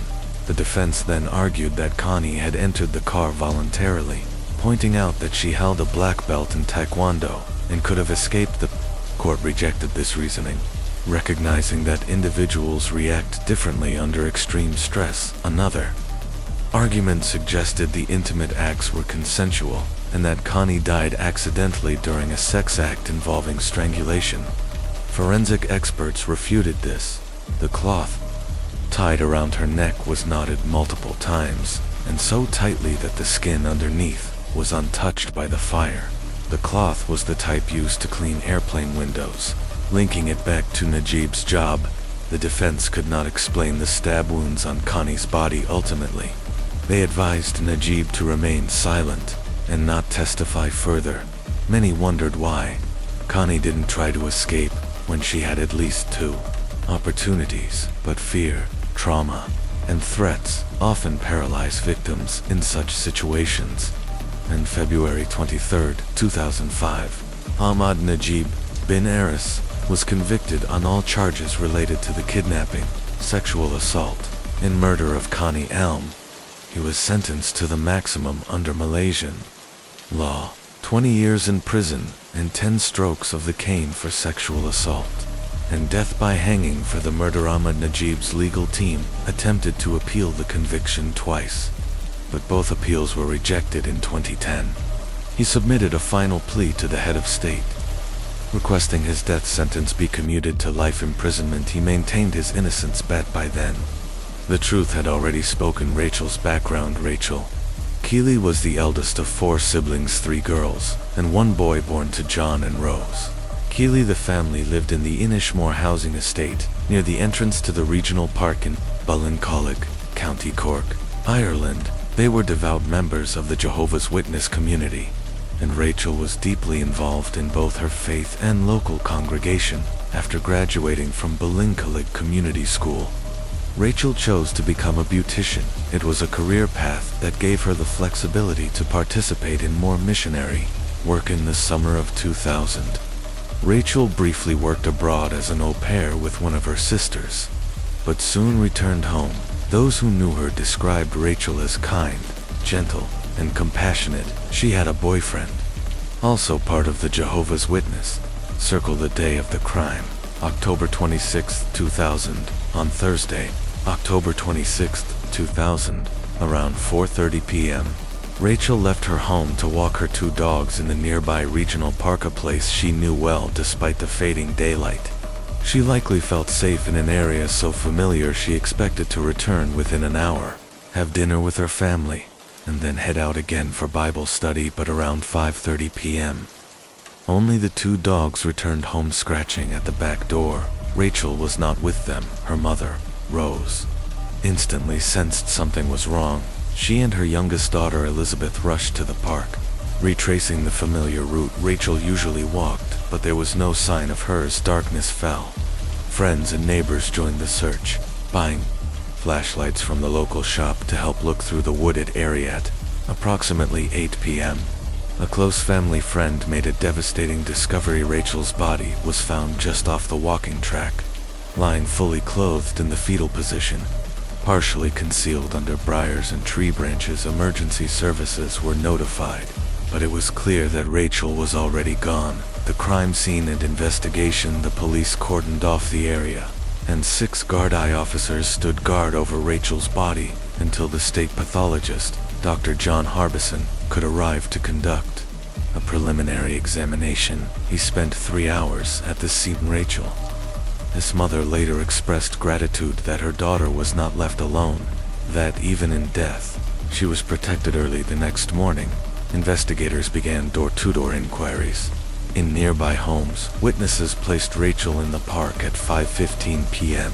A public appeal was issued for anyone who may have seen anything suspicious in the area that evening. On October 28, Rachel was laid to rest at St. Oliver's Cemetery in Mahon, County Cork. Autopsy and DNA collection. Dr. Harbison confirmed that Rachel had died from asphyxiation, although it remained unclear whether she had been strangled by hand or by another method. Her clothing had been tampered with, but she remained fully dressed.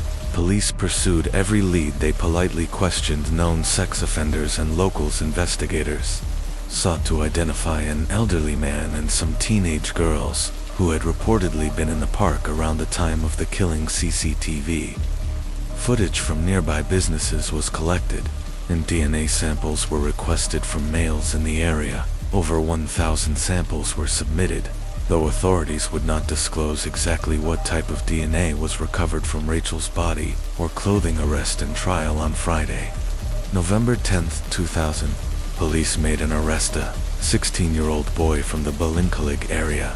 He was charged with the rape and murder of Rachel Keeley due to his age. His name was not released. He was remanded to St. Patrick's Juvenile Detention Centre in Dublin, and his trial began on May 1, 2001 at the Central Criminal Court in Dublin. Witness testimony. Rachel's mother, Rose Keeley, was the first to take the stand. She recounted how the dogs came home alone, and how she and her youngest daughter went out to search for Rachel shortly after while searching the park. They ran into the accused, a neighbor who lived around the corner. Rose considered asking if he'd seen Rachel, but didn't want to come across as paranoid, so she let it go. 4 teenage boys testified that the accused had behaved normally that evening. They had all gathered to watch TV at a friend's house around 6:30 p.m. and later went to the park to ride motorcycles, but they left quickly when they saw police. The accused, who had no insurance or road tax for his bike, abandoned it in the park. Forensic evidence. Dr. Harbison testified that Rachel had likely been chased, dragged to a concealed area, and strangled before being repositioned into the fetal pose. Although there was no evidence of forced penetration, her clothing had clearly been disturbed. Dar Maureen Smith, a forensic scientist, presented fibers found on Rachel's fleece and pants that matched a jumper found in the accused's bedroom. DNA consistent with the accused was also recovered from Rachel's undergarments and outer clothing, despite the weight of the evidence. One dramatic moment in the courtroom occurred when there were concerns that a juror had fallen asleep during Dr. Smith's lengthy testimony. The court was assured this was not the case. The defense, the accused's mother, testified that her son had panicked when police came to the house. He feared being prosecuted for driving without insurance, having previously received a warning for dangerous driving. Despite her urging him to stay, he decided to leave, worrying it would make him look guilty. His father described the teen as a promising Gaelic footballer who had left school at 14.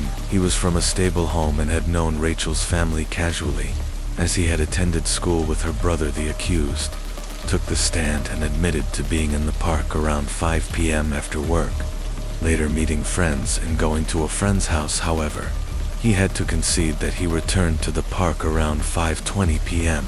after a former babysitter testified that she'd seen him there at 5:30 p.m. He insisted he ran from the park, not because he had done anything wrong, but because he feared getting in legal trouble over his motorcycle at around 8 p.m. The accused abandoned his bicycle after spotting police. He later admitted that after officers contacted him 2 days following Rachel's death, he packed his bags and attempted to flee when questioned. He provided false information on a questionnaire about his whereabouts. His escape, however, failed due to the Guinness Jazz Festival that week. There were no available buses or trains. Police quickly apprehended him because he was still a minor. He was returned home 2 days later. They contacted him again and collected a saliva sample for forensic testing in court. He claimed he hadn't seen Rachel for at least a month and had no recent contact with her. The DNA evidence was challenged by the defense, which brought in a second expert witness. The expert testified that the test tubes used to collect DNA samples were not sealed properly and could theoretically have been contaminated, but emphasized that such contamination was highly unlikely unless it was done deliberately. Of note, all other samples collected were blood, while the accused had provided saliva during closing arguments. The defense warned the jury not to be blinded by science, comparing the case to the infamous Guildford 6 case, urging them to consider that forensic evidence can be flawed and misleading. The prosecution countered, arguing that the accused's parents had lied under oath to protect their son. They claimed the family had planned for the boy to flee to the UK, not to visit a girl, as claimed, but to live with his uncle, Kenny. This uncle had left Ireland 2 years earlier after serving a prison sentence for a serious crime. On Tuesday, June 18th, after 4.5 hours of deliberation and being sequestered overnight in a local hotel, the jury returned a majority verdict, guilty of both rape and murder. By a 10-2 vote, the defendant was sentenced to life in prison for murder, with sentencing for the rape conviction to be determined. Lateran application for appeal was quickly denied. The trial had spanned 26 days over a 7-week period. The next day, now that he was no longer a minor, the accused was publicly named as Ian Horgan. His family lived in close proximity to Rachel's family, the Khalilas, who ultimately moved after her funeral. unable to cope with living near the family of her killer on November 22, 2002. Horgan appeared in court again and was sentenced to 10 years for rape. To be served concurrently with his life sentence, his request for another appeal was rejected in January 2006, however. Horgan later applied for leave to appeal on the grounds that the jury had been misled. His legal team argued that the judge had failed to properly explain the limitations of forensic evidence, and that the jury should have considered the possibility that Rachel's body had been at the scene for days before being discovered. The Court of Criminal Appeal agreed and overturned Horgan's conviction, ordering a retrial. The second trial took place in February 2006. This time, Horgan admitted to manslaughter, though the prosecution rejected this plea. A new forensic expert, Dr. Cassidy, replaced the ailing Dr. Harbison. Cassidy concluded Rachel had died from an arm lock around her neck that caused cardiac arrest. Horgan did not take the stand after several hours of deliberation. The jury returned with a verdict: guilty of rape, but not guilty of murder, convicting him of manslaughter instead. He was sentenced to 8 years in prison, with 6 years suspended due to time already served and his lack of prior convictions. Rachel's family chose not to deliver a victim impact statement, but the verdict sparked public outrage in response. The Director of Public Prosecutions (DPP) filed an appeal, arguing that the sentence was far too lenient. On April 19, 2007, the case returned to the Court of Appeal. The judges agreed. Horgan's punishment did not reflect the severity of the crime they imposed. 12-year sentences for both the rape and manslaughter, to run concurrently. Time already served would be deducted, making his earliest release date 2010, though Rachel's family was relieved that some justice had been served. Horgan's criminal behavior was far from over. In 2007, while out on bail related to Rachel's case, Horgan committed an armed robbery. He attacked an elderly couple, stole €1,500, and fled in their son's car. Although he initially denied the charges, his conviction was eventually overturned due to issues with the search warrant during the retrial. Horgan pleaded guilty and received a 4-year sentence by 2013. While incarcerated in Wheatfield Prison, Horgan made headlines again, this time for a violent assault on Jared London, a member of the notorious McCarthy-Dundon gang. Reports said Horgan beat London severely in retaliation for a previous attack on a friend. Prison staff described Horgan as a head case, and he was transferred for his own safety later that year.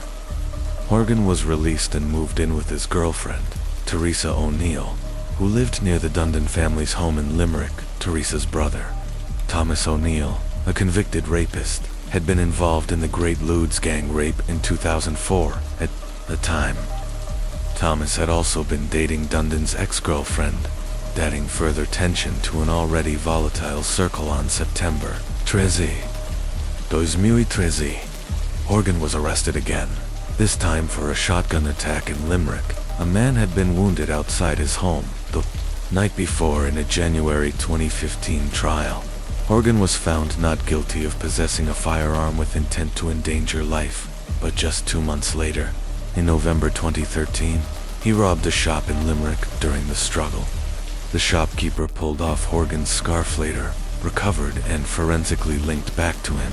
In 2015, Horgan was found guilty and sentenced to 5 years, with 1 year suspended by 2016.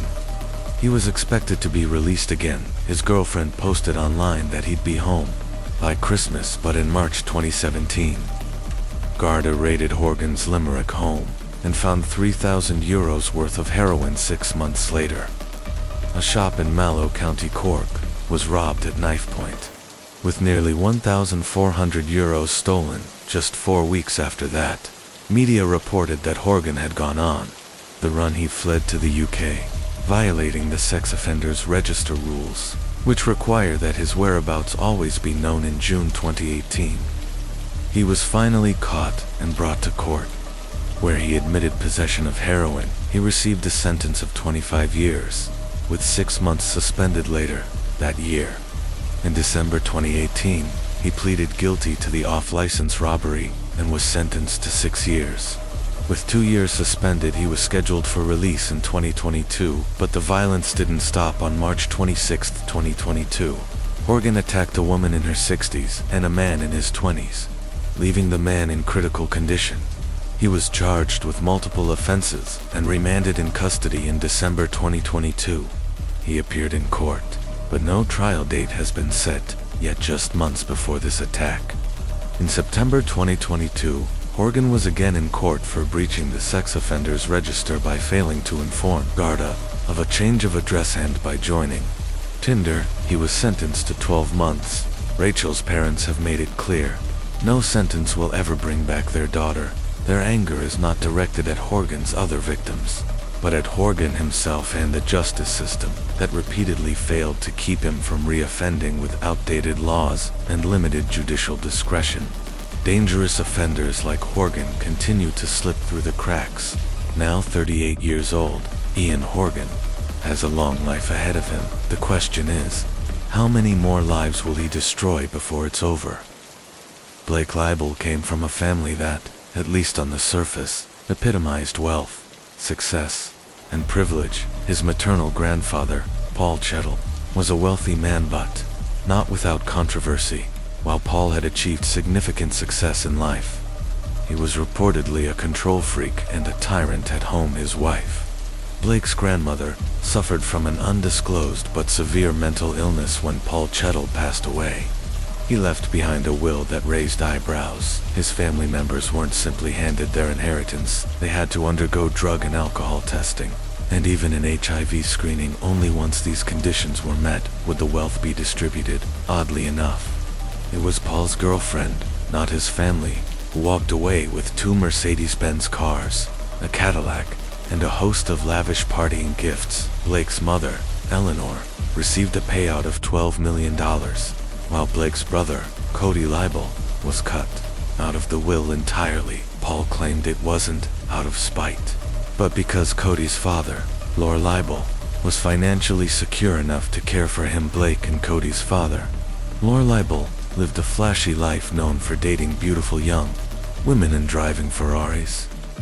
Lore was a man other men envied. After Lore and Eleanor divorced, Blake stayed with his mother, while Cody went to live with their father. This separation reportedly created a rift between Blake and Lore. Blake resented him, accusing him of not providing enough financial support. Still, the Leibel family was no stranger to success. Blake's paternal grandfather, Stanley Leibel, had competed as a sailor in the 1968 Summer Olympics before turning to real estate development, building hundreds of homes across Toronto. Even Blake's aunt, Terry Leibel, became a prominent journalist, known for her Olympic coverage on CBC. From 1996 through 2006, the two brothers seemed destined for greatness. Cody, in particular, left his mark after moving to California. He sold his 5,500 square foot Beverly Crest home in 2017 for nearly $18 million, reportedly to pop star Katy Perry later that year. Cody bought Reba McEntire's mansion for $25 million, making him the youngest homeowner in the exclusive Beverly Park enclave. He became neighbors with celebrities like Sylvester Stallone, Mark Wahlberg, Denzel Washington, and Eddie Murphy. Cody also owned a record label and was a regular at Molly's Game, a high-stakes poker club known to host stars like Leonardo DiCaprio, Ben Affleck, Matt Damon, and Tobey Maguire. By contrast, Blake's trajectory took a darker turn. He moved to California in 2004 and, between then and 2011, received nearly $2 million in allowances from his mother that same year. Tragedy struck. Eleanor died from brain cancer, leaving her estate worth millions split between her 2 sons. But Blake, unsatisfied with his share, contested the will, seeking to remove his father as trustee and block Cody's inheritance. His challenge failed, in fact. Blake didn't even attend his mother's funeral. The court showed him no sympathy professionally. Blake tried to carve out a name for himself in Hollywood. He wrote and directed a 2009 comedy titled Bald. The film flopped, earning a dismal 26-star rating on IMDb in 2013. He directed Soulmates, and in 2010 he worked on a few episodes of Mel Brooks' Spaceballs. the animated series that same year.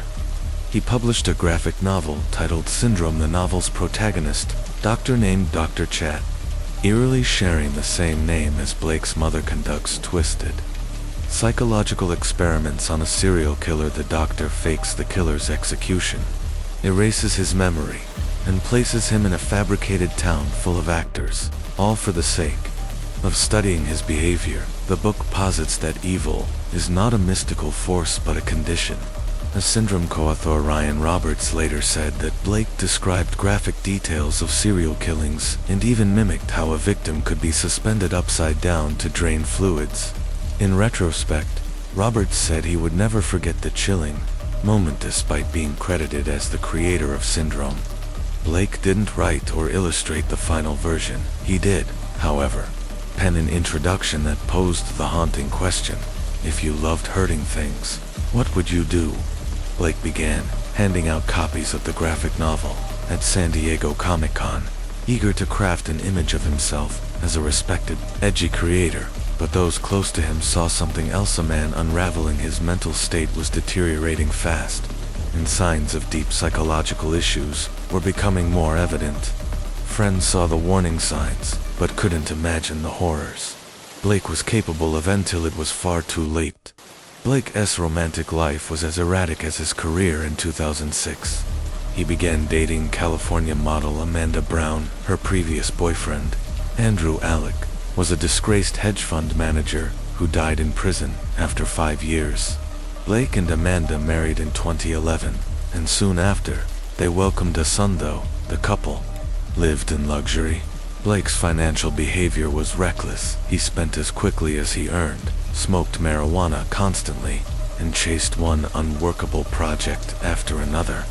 Friends noticed he was developing an unhealthy obsession with violence, becoming distant, paranoid, and increasingly unhinged. In 2015, while Amanda was pregnant with their second child, Blake abruptly left her. Although some attributed his departure to his marijuana use, it was clear something much deeper was at play. Blake became increasingly isolated, retreating into a world of gore, darkness, and delusions. He stopped answering calls from family, and even began suspecting that Cody owed money to Russian gangsters, an accusation no one could substantiate. Many believe that his descent into madness truly began after his mother's death. Despite the vast inheritance he received, Blake quickly fell into debt and unsuccessfully turned to his father for financial help. He was later sued by his attorneys for non-payment related to his failed challenge of his mother's will. Blake's next creative endeavor was a script titled about a deranged vigilante who beheaded villains and posted the footage on YouTube. Critics called it one of the worst scripts they'd ever read. A gory, juvenile attempt at storytelling.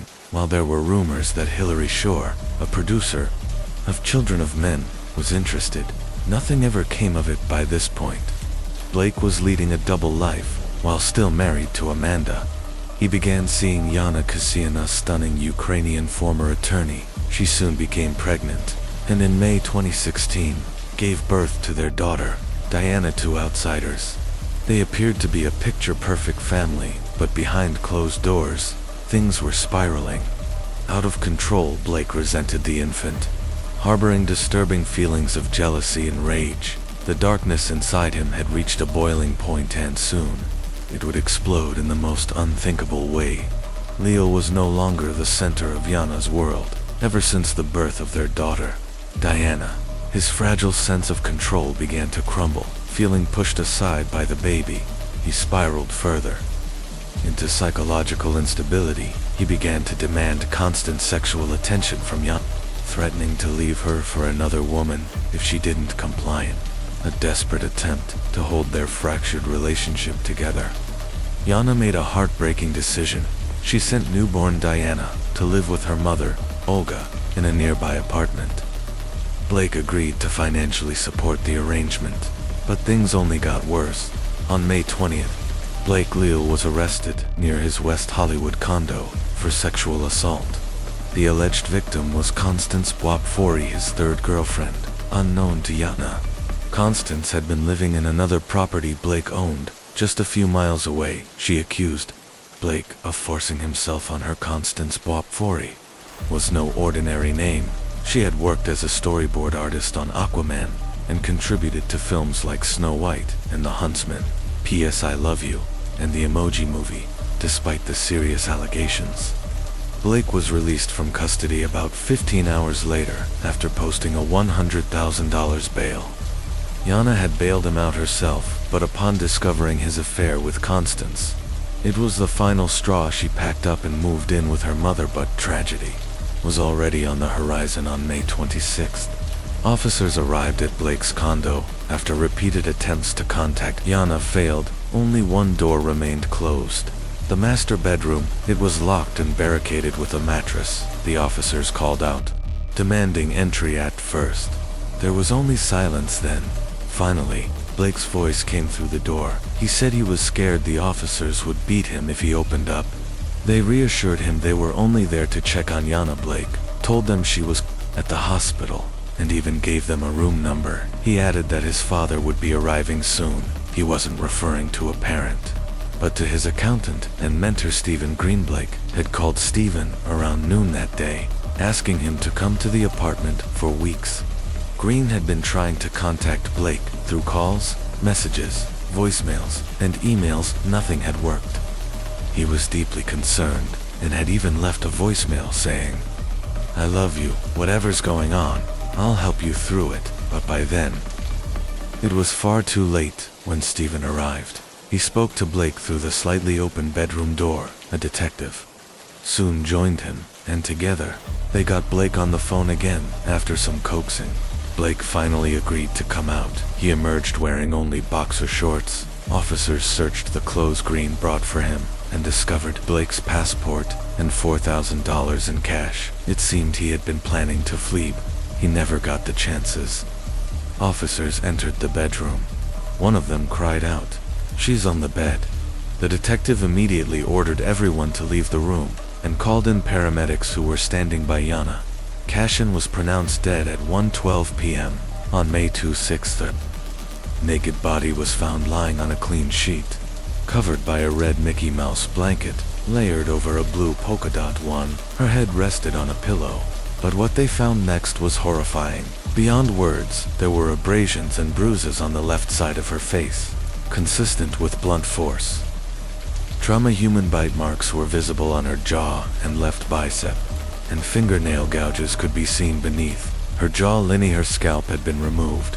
From her eyebrows all the way to the back of her head, large patches of facial skin were missing, and the bone of her skull was exposed. Deep lacerations slashed across her forehead, along her cheek, and toward where her ears should have been, but it was gone. The medical examiner later concluded that a sharp blade had been used to remove much of the skin, but in other areas, tissue appeared to have been torn away by hand. The process would have taken painful, excruciating time. Disturbingly, the presence of inflammation and bleeding in the tissue confirmed the unthinkable. Yet, had still been alive during much of the mutilation. Her heart, veins, and arteries were empty of blood. In fact, about half her total blood volume was missing, far more than would naturally drain from her injuries alone. The examiner theorized that Blake had placed her in the bathtub, with her head lower than her feet, and ran water over her to aid in blood loss and prevent clotting. Foam in her nostrils indicated she had been submerged in water, likely for at least 30 minutes afterward. Her body was washed, dried, and carefully placed on clean bedding. The official cause of death: exsanguination, death from massive blood loss. Beside her was another pillow with a head indentation, as if someone had been lying next to her after she died. Dried blood soaked through the sheet and into the mattress beneath her. Investigators uncovered disturbing evidence throughout the condo. Bloodstains and chunks of human flesh were found behind the bed. A fragment of an eyebrow lay on the floor. The mattress Yana was found on wasn't the only one. Stained another mattress, a bedside table, and several areas of the room bore traces of the attack. The mattress used to barricade the door had been dragged from the guest bed. A blood-stained razor and clump of hair were found in the trash in the bathroom. Warm water still ran in the tub. Blood and hair floated inside it. A green paring knife with blood on the blade was discovered in a drawer in the headboard of the guest bed. Oval-shaped bloodstains matched the shape of Yana's exposed. Scalped skull blood covered 2 towels, a pillowcase, the floor, and the base of the bed. The scene was one of unimaginable brutality, and every inch of that apartment told the story of a slow, savage, and deliberate murdered Blake Leibel, and the murder of Jana Cashin in the guest bedroom of Blake Leibel's apartment. Investigators found blood evidence. The bathtub drain in the guest bathroom also tested positive for blood, and inside, there were strands of freshly cut hair. Forensic testing confirmed blood had been cleaned up from multiple areas: the dining room, the hallway, both bedrooms, and the guest bathroom. Even the kitchen garbage disposal tested positive for blood, but the most damning discovery came from the building's dumpster, mere feet from Blake's condo door. Inside, several trash bags tossed down the garbage chute. Investigators uncovered blood-stained bedding, towels, clothing, bath mats, placemats, a bed skirt with bloody handprints, and something far more gruesome: human tissue with attached hair, pieces resembling scalp, and a severed ear. Samples collected from Blake's hands and underneath his fingernails contained Jana Cashin's DNA, and Jana's own hands bore injuries consistent with a brutal fight for survival. The marks and bruises on Blake's face, visible when he was arrested, were almost certainly inflicted by Jana as she fought for her life. Los Angeles County coroner later concluded that Jana had been kept alive for roughly 8 hours during the torture. He described her injuries as unlike anything he had ever seen, likening them to wounds sustained in wartime. Blake Leibel was arrested and charged with the torture and murder of Jana Cashin. Disturbingly, during the time Jana was missing, Blake used her phone to order food via Postmates, not once, but twice when officers arrived at the scene and informed him of Jana's death. Blake displayed a chilling lack of emotion. He responded coldly, "Well, I guess you'll find out who did it then," as he was led away in handcuffs. He smiled, an eerie, twisted grin on his face. Saw on June 26, 2018. Blake Leibel was sentenced to life in prison without the possibility of parole, although his crimes made him eligible for the death penalty. Prosecutors chose not to pursue it. Doctors found Blake sane and fit to stand trial. The jury took just 3 hours to return a guilty verdict. Blake was also ordered to pay $43 million in damages to Jana's family. Her brother, Cody Leibel, attended every day of the trial. Blake's father never showed Jana. Cashin had only been in the United States for a few years, working toward her dream of becoming a translator. What happened to her was incomprehensible. A narcissist, fueled by control and rejection. Blake's ego shattered when he felt slighted, and in a fit of monstrous entitlement, he took the life of the mother of his newborn daughter. Segment: Disappearance of Jessica Haringa. Jessica Haringa's story begins in Norton Shores, Michigan. Born July 16, 1987. She grew up in a modest household and had one sister at 22. Jessica became a mother to a baby boy named Zen, whom she shared with her longtime partner Dakota Quayle Dyer. By 2013, the couple was still together, raising their son in a leased home at 25. Jessica worked as a clerk at an Exxon gas station near Lake Michigan. Loved for her friendly nature and warm demeanor, she often picked up extra shifts to support her son, though she aspired to study accounting in college. Financial hardships stood in her way. Dakota's inability to fully support their family caused frequent tension and delayed their engagement several times. April 26, 2013. Began like any other. Jessica visited a nearby store around 3 p.m., then drove to work. She arrived at the Exxon station at 4:35 p.m. for her night shift, which was scheduled to end at 11:30 p.m. that night. She was working alone. At 11:14 p.m., a customer called 911. He'd entered the gas station to pay for gas, but found it empty. "I'm not sure what's going on," he told the dispatcher. "The lights are on, the door's open, but there's no one here, just my car and another vehicle in the lot. It looks very odd." Police arrived within 10 minutes. The store was unlocked. The lights still on Jessica's coat and purse, with $400 cash inside, were in the back room. Along with her car keys and house keys, her vehicle was still parked outside. There were no clear signs of a struggle, but in the storage area near the back door, officers discovered a single drop of blood, later confirmed to be Jessica's near. It lay a cap for a Walther P22 pistol's laser sight, and to watch batteries. The cash register remained untouched. With all the money intact, the last recorded transaction had been at 10:52 p.m. Someone buying a lighter, a pack of Jessica's cigarettes, was left by the register, suggesting she had stepped away briefly, likely intending to return the gas station. Tragically had no interior surveillance cameras once Jessica was officially reported missing. Police contacted the station owner, who sent a manager to secure the building. Jessica's family was also notified. Her parents quickly began calling friends and co-workers. Desperate for any clue, one friend reported visiting the station between 8 and 9 p.m., saying everything seemed normal later that night. Another employee drove by with her boyfriend around 11 p.m. They saw a silver Chrysler Town and Country minivan parked behind the gas station near the rear service door. The vehicle's back door was open. The employee said she noticed a man with disheveled, wavy hair wearing an orange sweatshirt. He kept opening and closing the rear door repeatedly before driving off at the time. They suspected Jessica might be involved in theft, so they watched from a distance but never intervened. Police later retrieved surveillance footage from nearby buildings. One video showed a silver Chrysler minivan driving past the station at 11:02 p.m. Another witness, a nearby store employee, said he had seen the man talking to Jessica earlier. He assumed the man was flirting with her.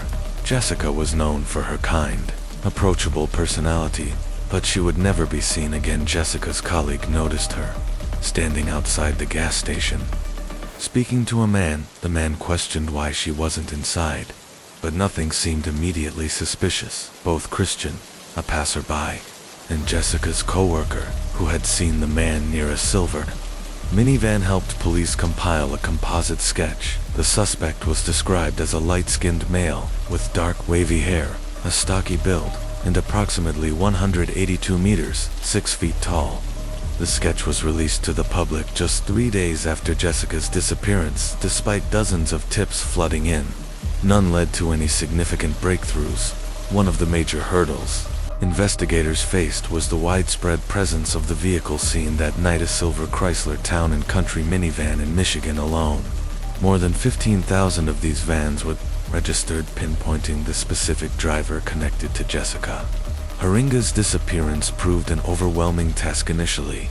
Jessica's boyfriend, Dakota Quaid, became a person of interest. He admitted their relationship had its share of arguments, but denied ever laying a hand on her. Dakota cooperated fully with police, stating he was at home with their son on the night Jessica vanished. He also explained he had no access to a car, making it impossible for him to travel to her workplace. His story was supported by cell phone records, which confirmed he never left home that evening. He was ultimately cleared of suspicion as the investigation widened. Police learned that Jessica had garnered several admirers due to her friendly and warm demeanor, while most were harmless. Some took their admiration to Ferrone. Such individual was Jess, a Mormon, a 37-year-old married plumber. He visited Jessica at the station around 9:30 p.m. the night she vanished. During the visit, he reportedly declared his love for her and claimed he was willing to leave his wife to be with her. Jessica turned him down afterward. Ammerman called his wife, speaking with her for about 50 minutes before heading home. He was interrogated, subjected to a polygraph, and his wife confirmed his timeline. He was also ruled out as a suspected. Another person who surfaced in the investigation was Rob Fallon. The brother of the gas station manager. Rob admitted to stopping by the Exxon around 9 p.m. that night. He noticed Jessica appeared upset and asked what was wrong. She told him she was having family issues. Rob offered her a place to stay if she ever needed one, but she declined after making a purchase. He left for a fishing trip. His story was confirmed by phone records, and he, too, was cleared. Authorities launched extensive search and rescue operations. Helicopters flew overhead. K-29 units scoured wooded areas and lakes, and properties near the station were thoroughly searched, including Lake Michigan. Despite these exhaustive efforts, Jessica remained missing, and the case began to grow cold then. In February 2014, nearly a year later, a chillingly similar incident occurred in Michigan. A petite, blonde woman wearing glasses was abducted late at night. She was walking home when a man approached and forced her into his apartment there. She was assaulted and threatened after several agonizing hours. She was unexpectedly released. The woman immediately reported the assault. The man was identified as 42-year-old Brad Mason when police located him. Mason attempted to confront officers with a fake firearm. He was shot and killed on the spot. Investigators later uncovered his disturbing history. He had previously been convicted of kidnapping in 2004 and arrested for indecent exposure in 2011. In 2014, Mason lived directly across the street from the gas station where Jessica had worked. Yet, despite the proximity, police found no concrete evidence linking Mason to Jessica's case then. In 2016, 2 years after Mason's death, another young woman was attacked in an eerily similar fashion. She had been walking home after a party. Lost and disoriented on a dark road, a man in a silver minivan pulled up and asked if she needed help. She declined the ride, but asked to borrow his phone. The man agreed, but only if she got inside the van. Once she did, he locked the doors and told her the phone battery was dead. Then he pulled a gun on her and ordered her to stay quiet as he began driving.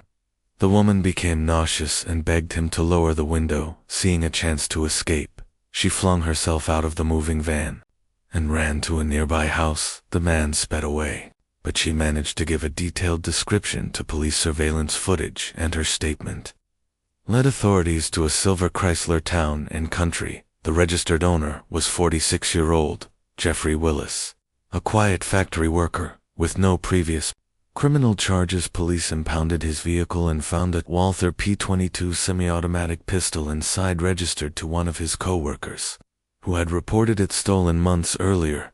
Jeffrey Willis was arrested during a search of his home. Investigators discovered a chilling collection of items: BDSM restraints, gags, chains, ropes, lubricant, syringes filled with an unidentified sedative, a vibrator, gloves, and a woman's anatomical diagram marked with injection points. Also recovered was a matching bullet for the P22 found in his minivan. Worse still, a hidden hard drive was located inside a ventilation duct. It contained dozens of disturbing videos. Some were voyeuristic footage of female neighbors swimming, filmed without their knowledge. Others depicted staged kidnapping and torture scenes involving young women on his computer. Detectives also found a folder labeled victims. Inside were 2 subfolders, one titled Jessica Heringa and the other named Rebecca. Rebecca Blech, age 36, had been murdered on June 29, 2014, just over a year after Jessica's disappearance, and only 20 minutes from the Exxon station. Rebecca had gone out for a run and never returned home. She was found lying along the road by neighbors, clothing disheveled, injuries suggesting a possible hit and run. But the truth was far more horrific. Though she was still alive when found, Rebecca died before emergency responders could save her. An autopsy revealed she had been shot 3 times in the head and back, had bruising on her wrists and legs, signs of a struggle and attempted restraint for years. Rebecca's case remained unsolved, but after Willis's arrest, ballistics confirmed that the same Walther P22 found in his minivan had been used to murder Rebecca. Jeffrey Willis denied all involvement, but prosecutors had a theory. Willis had likely attempted to kidnap Rebecca, intending to take her back to his house just as he had with the other woman, but Rebecca fought back when his plan failed. He executed her on the roadside. When Rebecca resisted, Jeffrey Willis reportedly shot her and fled. Forensic analysis later revealed Rebecca's DNA on a glove recovered from Willis's residence. He was convicted of Rebecca Blech's murder and sentenced to life in prison. While serving that sentence, Willis faced additional charges related to the disappearance of Jessica, despite consistently denying any involvement in Jessica's case. Phone records placed him at the Exxon gas station where she was last seen. He later traveled to his deceased grandfather's home, just 13 minutes from the gas station when police arrived at that residence. They found a heavily fortified front door after forcing their way in.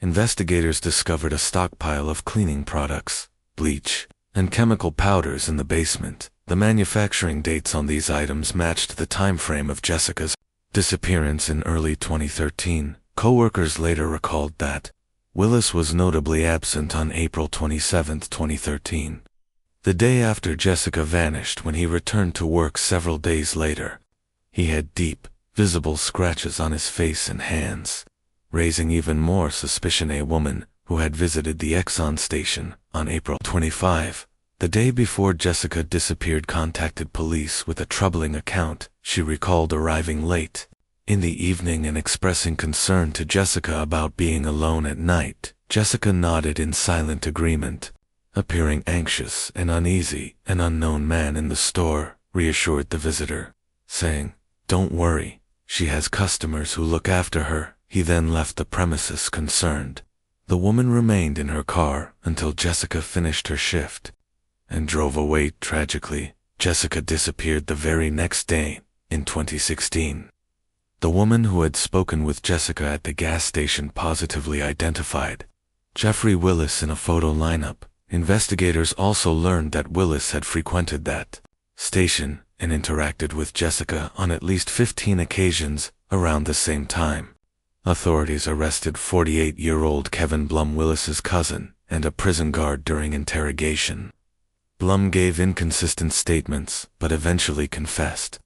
He revealed disturbing details about Rebecca Bletch's murder that had not been made public. He also admitted to helping Jeffrey dispose of Jessica's body. Kevin described how on April 27th, the day after Jessica's abduction, Jeffrey invited him to a party at his grandfather's house. When Kevin arrived, he found Jessica lying bound and lifeless on the floor together. The two men wrapped her body in a sheet, placed it in a car, and drove to a wooded area where Jeffrey had already dug a grave. They buried her there and returned home. Kevin later led investigators to the general area of the forest, but despite spending hours searching, he was unable to locate the exact burial site. Jeffrey Willis's trial commenced. Even though Jessica's body was never found, the prosecution presented a compelling case, arguing that Willis had stalked Jessica for months and abducted her.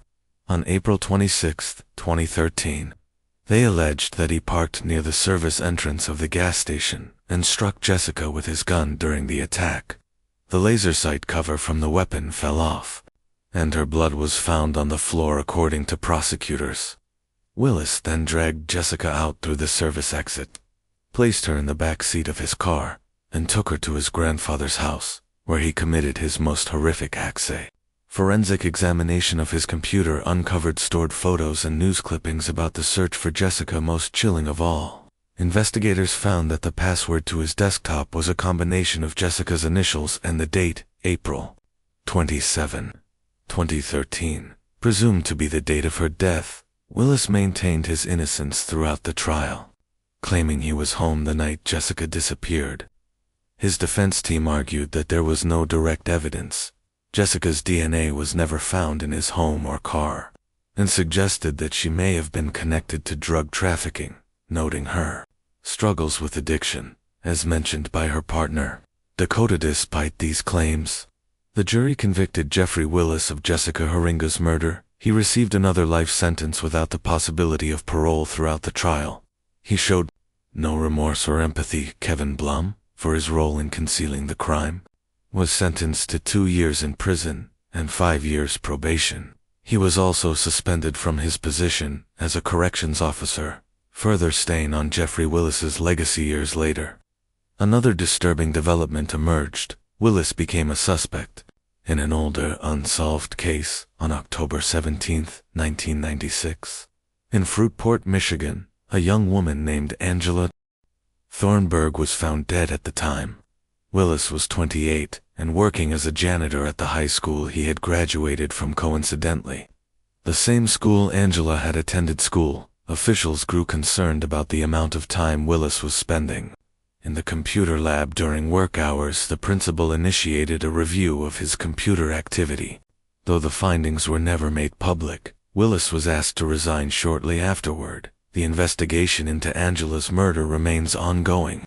More than a decade after Jessica Haringa vanished, her body has still not been found in the wake of her disappearance. A legal battle ensued over the custody of her son Zane, between her sister and Dakota. Ultimately, Jessica's biological family was granted custody and is raising the child. Jessica's parents became vocal advocates for legislative change.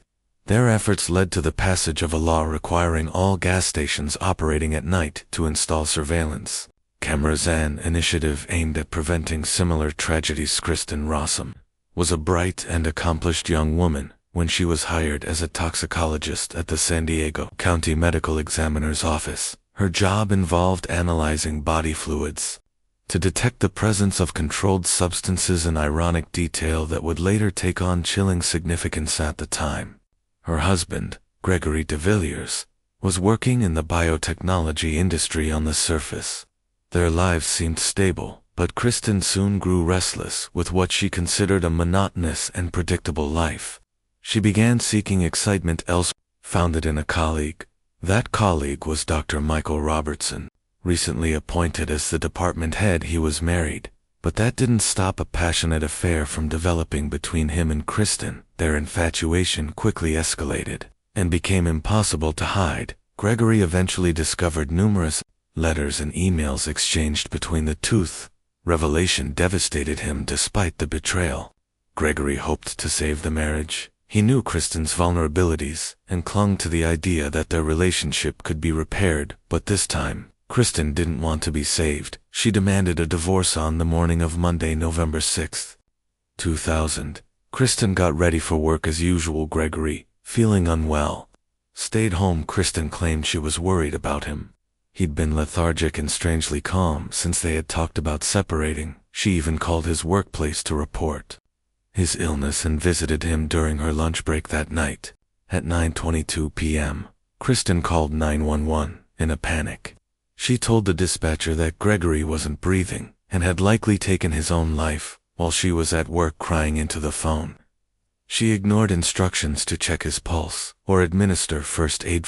Responders arrived at the couple's Loyola apartment at 10:19 p.m. and found Gregory DeVilliers dead. He was lying on the bedroom floor, shirtless, surrounded by scattered rose petals. The scene was eerie. Empty vials of powerful painkillers were found nearby, and torn wedding photographs were strewn across the bed. Initial findings suggested Gregory may have died from an overdose of multiple sedatives. Kristen told investigators that she had informed Gregory of her decision to end the marriage the night before she regretted marrying him. She said it had been a rushed decision, and Gregory was too emotionally dependent at first. Gregory's death was ruled a suicide. Kristen signed the cremation papers without delay, but Gregory's family didn't buy it. They knew him well. He had never shown signs of depression or suicidal thoughts, and he strongly opposed drug use of any kind. The idea that he had overdosed on controlled substances seemed impossible to those who knew him best. The family quickly intervened and halted the cremation. They demanded an independent autopsy. That decision changed everything. Toxicological tests revealed Gregory's body contained an extraordinarily high amount of fentanyl, a painkiller, roughly 150 times more potent than morphine. Smaller amounts of clonazepam and traces of oxycodone, often called hillbilly heroin, were also detected. The combination of drugs painted a disturbing picture.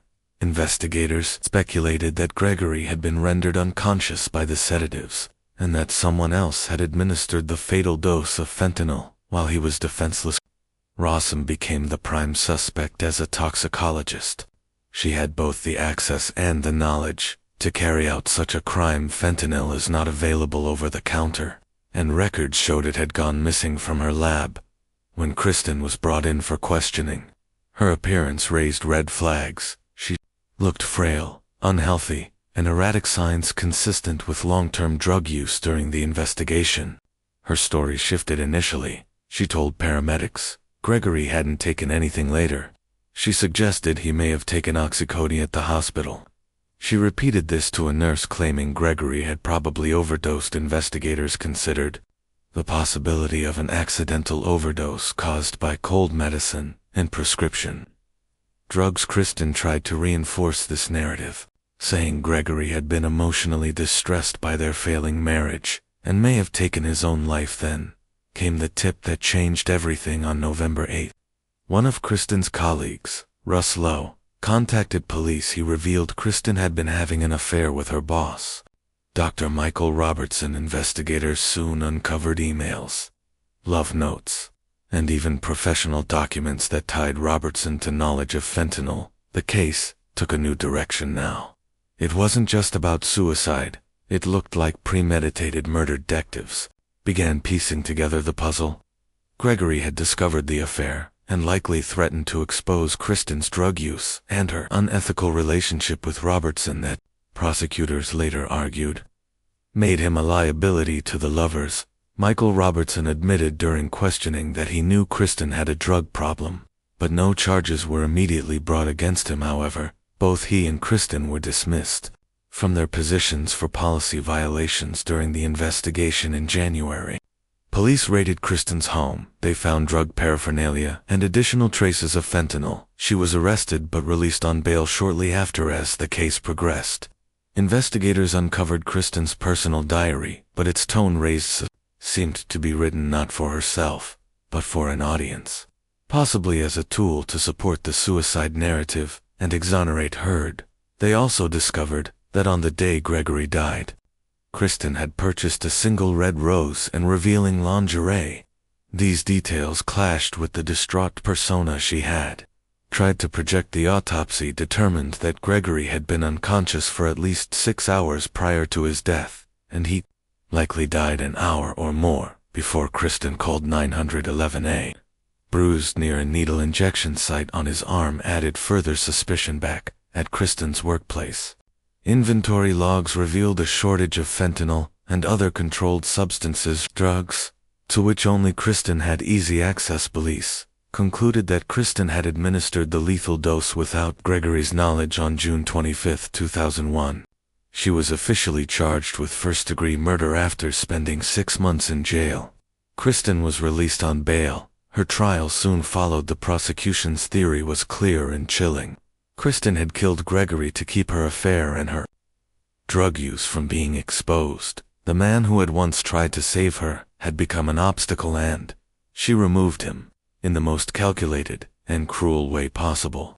Kristen Rossum poisoned her husband Gregory de Villiers with fentanyl, a synthetic opioid 80 times more powerful than morphine. The court heard that Kristen had initially tried to kill Gregory with clonazepam, but when that failed, she turned to fentanyl. Prosecutors alleged that after administering the fatal dose, Kristen staged the crime scene to appear as though Gregory had taken his own life. She tore pages from her diary, scattered rose petals around his body, and placed their wedding photo nearby, with a background in biochemistry.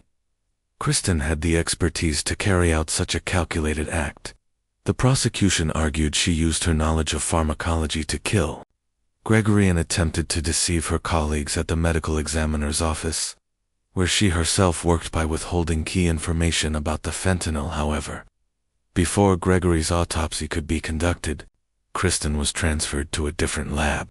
Her efforts to manipulate the toxicology results ultimately failed. Prosecutors presented a detailed timeline of Kristen's actions. On November 6th, early that morning, she called Gregory's employer to report him absent from work. She then went to her own job around 9 a.m. About an hour after arriving, co-workers saw her in tears inside Michael Robertson's office, her boss and alleged lover, at 12:10 p.m. The manager of Kristen and Gregory's apartment complex saw her return home at 12:41 p.m. She was caught on camera buying several items from a nearby grocery store, including a single red rose credit card. Records confirmed this purchase earlier that day. Kristen had made multiple phone calls to Michael Robertson hours later. Gregory was dead. Brian Blackburn, the San Diego County medical examiner, who conducted Gregory's autopsy, testified that Gregory had been deceased for at least an hour before emergency responders arrived.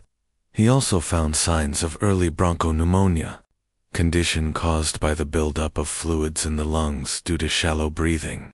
Common in unconscious individuals, Dr. Blackburn noted that Gregory's bladder was full, something that would have been extremely uncomfortable had he been awake, reinforcing the idea that Gregory had been unconscious for 6 to 12 hours before his death. He added that it would be impossible for someone in that state to arrange rose petals around themselves. Toxicology revealed that the amount of clonazepam in Gregory's system was not at a lethal level. Dr. Theodore Stanley, another prosecution expert, explained that fentanyl is a powerful, fast-acting opioid capable of causing respiratory arrest.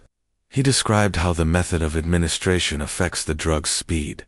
A transdermal patch takes about 16 hours to peak. Oral ingestion peaks within 20 to 30 minutes. Intramuscular injection within 15 to 20 minutes. And intravenous use in as little as 5 minutes. Dr. Stanley also explained that fentanyl is rarely administered orally because the liver metabolizes roughly 65% of the drug, allowing only 35% to enter the bloodstream. Despite extensive questioning, neither Dr. Blackburn nor Dr. Stanley could definitively say how fentanyl entered Gregory's body. However, based on the drug concentration levels and Gregory's prolonged unconsciousness, Dr. Stanley suggested that fentanyl was likely administered multiple times, although the prosecution couldn't conclusively prove the method of delivery. They theorized that Kristen may have applied fentanyl patches to Gregory's body while he was asleep. Supporting this theory was the unexplained disappearance of 15 fentanyl patches from the laboratory where Kristen had previously worked. The defense did not dispute that fentanyl caused Gregory's death, but argued that he had taken the drug himself, driven by emotional distress and family tensions. Kristen took the stand in her own defense. She testified that on the morning of November 6th, Gregory appeared distraught. She called his workplace at 7:42 a.m. to report that he would not be coming in. According to her, Gregory admitted he had taken oxycodone and clonazepam and planned to sleep it off. Kristen told the court that she left for work but returned home later for lunch and spent time with Gregory before heading back to the office. She claimed that when she returned home at 8 p.m., she found him lying on the bed believing he was asleep. She took a bath when she emerged and attempted to wake him. He was cold to the touch. She immediately called emergency services. During cross-examination, the prosecutor challenged Kristen's story, calling it suspicious. She admitted to previous lies and drug use. The prosecution argued that fentanyl was the perfect poison, a substance notoriously difficult to detect, and Kristen would have known this from her professional experience. Medical evidence from the autopsy and toxicology showed Gregory had been unconscious for 6 to 8 hours before his death, making it impossible for Kristen's claim of having lunch with him that day to be true. The defense countered that while the amount of clonazepam alone wasn't lethal, the combination of clonazepam, a benzodiazepine, and oxycodone, an opioid, could have had a synergistic effect, enhancing the drug's potency. They suggested Gregory may have unintentionally overdosed. Still, the exact method of fentanyl administration, why such high levels were present, remained a mystery. After 8 hours of deliberation, the jury convicted Kristen Rossum of first-degree murder, along with special circumstances for using poison. She was sentenced to life imprisonment without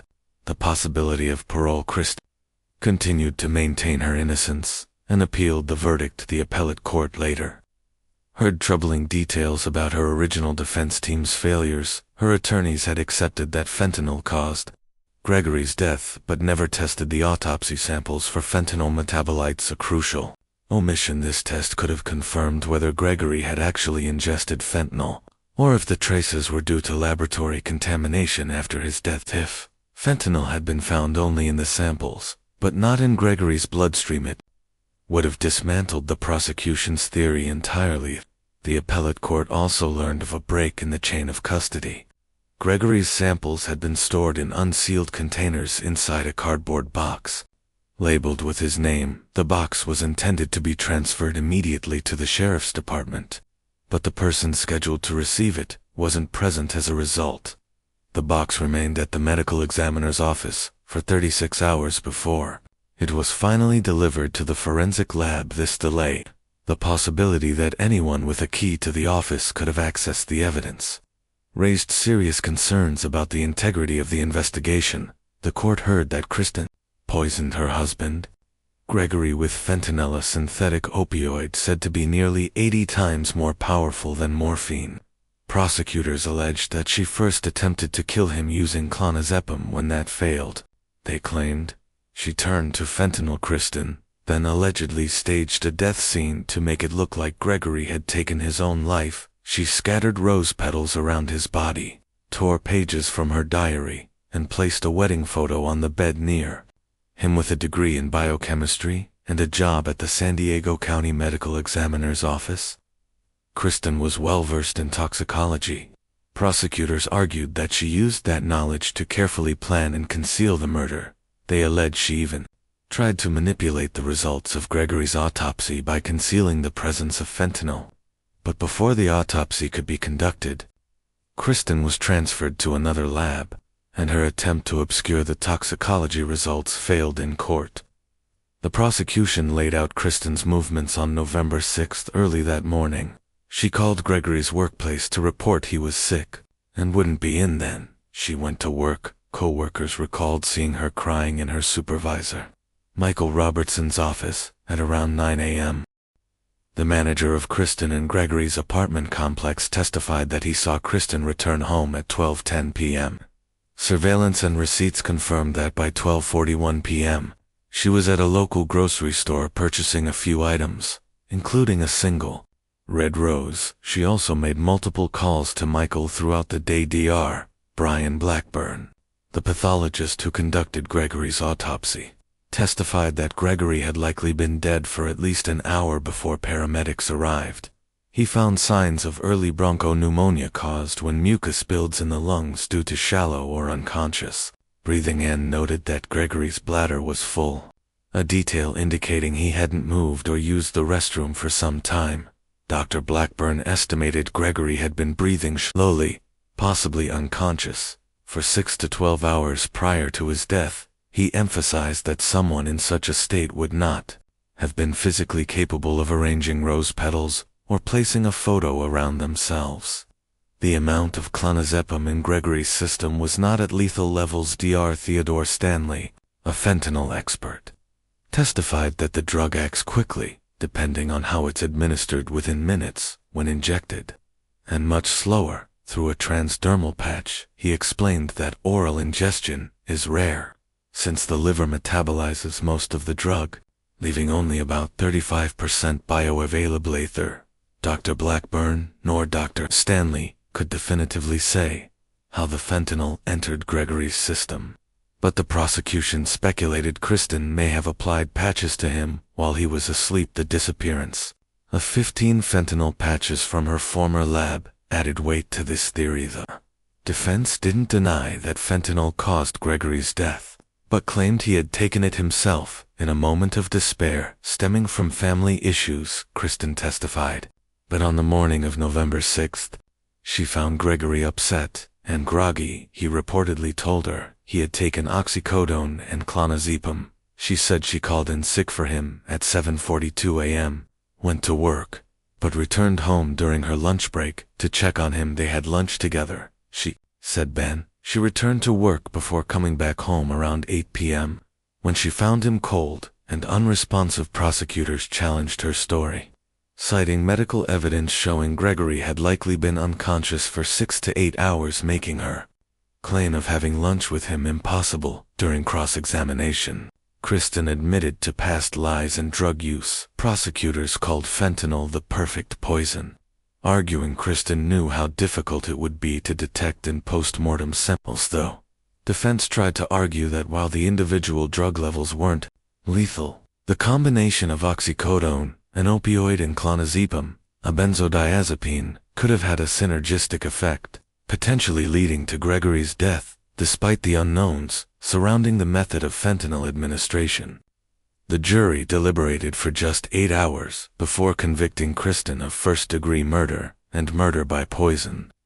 She was sentenced to life in prison without the possibility of parole. Kristen maintained her innocence and appealed. Her appellate attorneys argued that her trial lawyers had failed her specifically by not testing autopsy samples for fentanyl metabolites. That test could have determined whether Gregory had ingested fentanyl while alive, or whether the samples had been contaminated after death.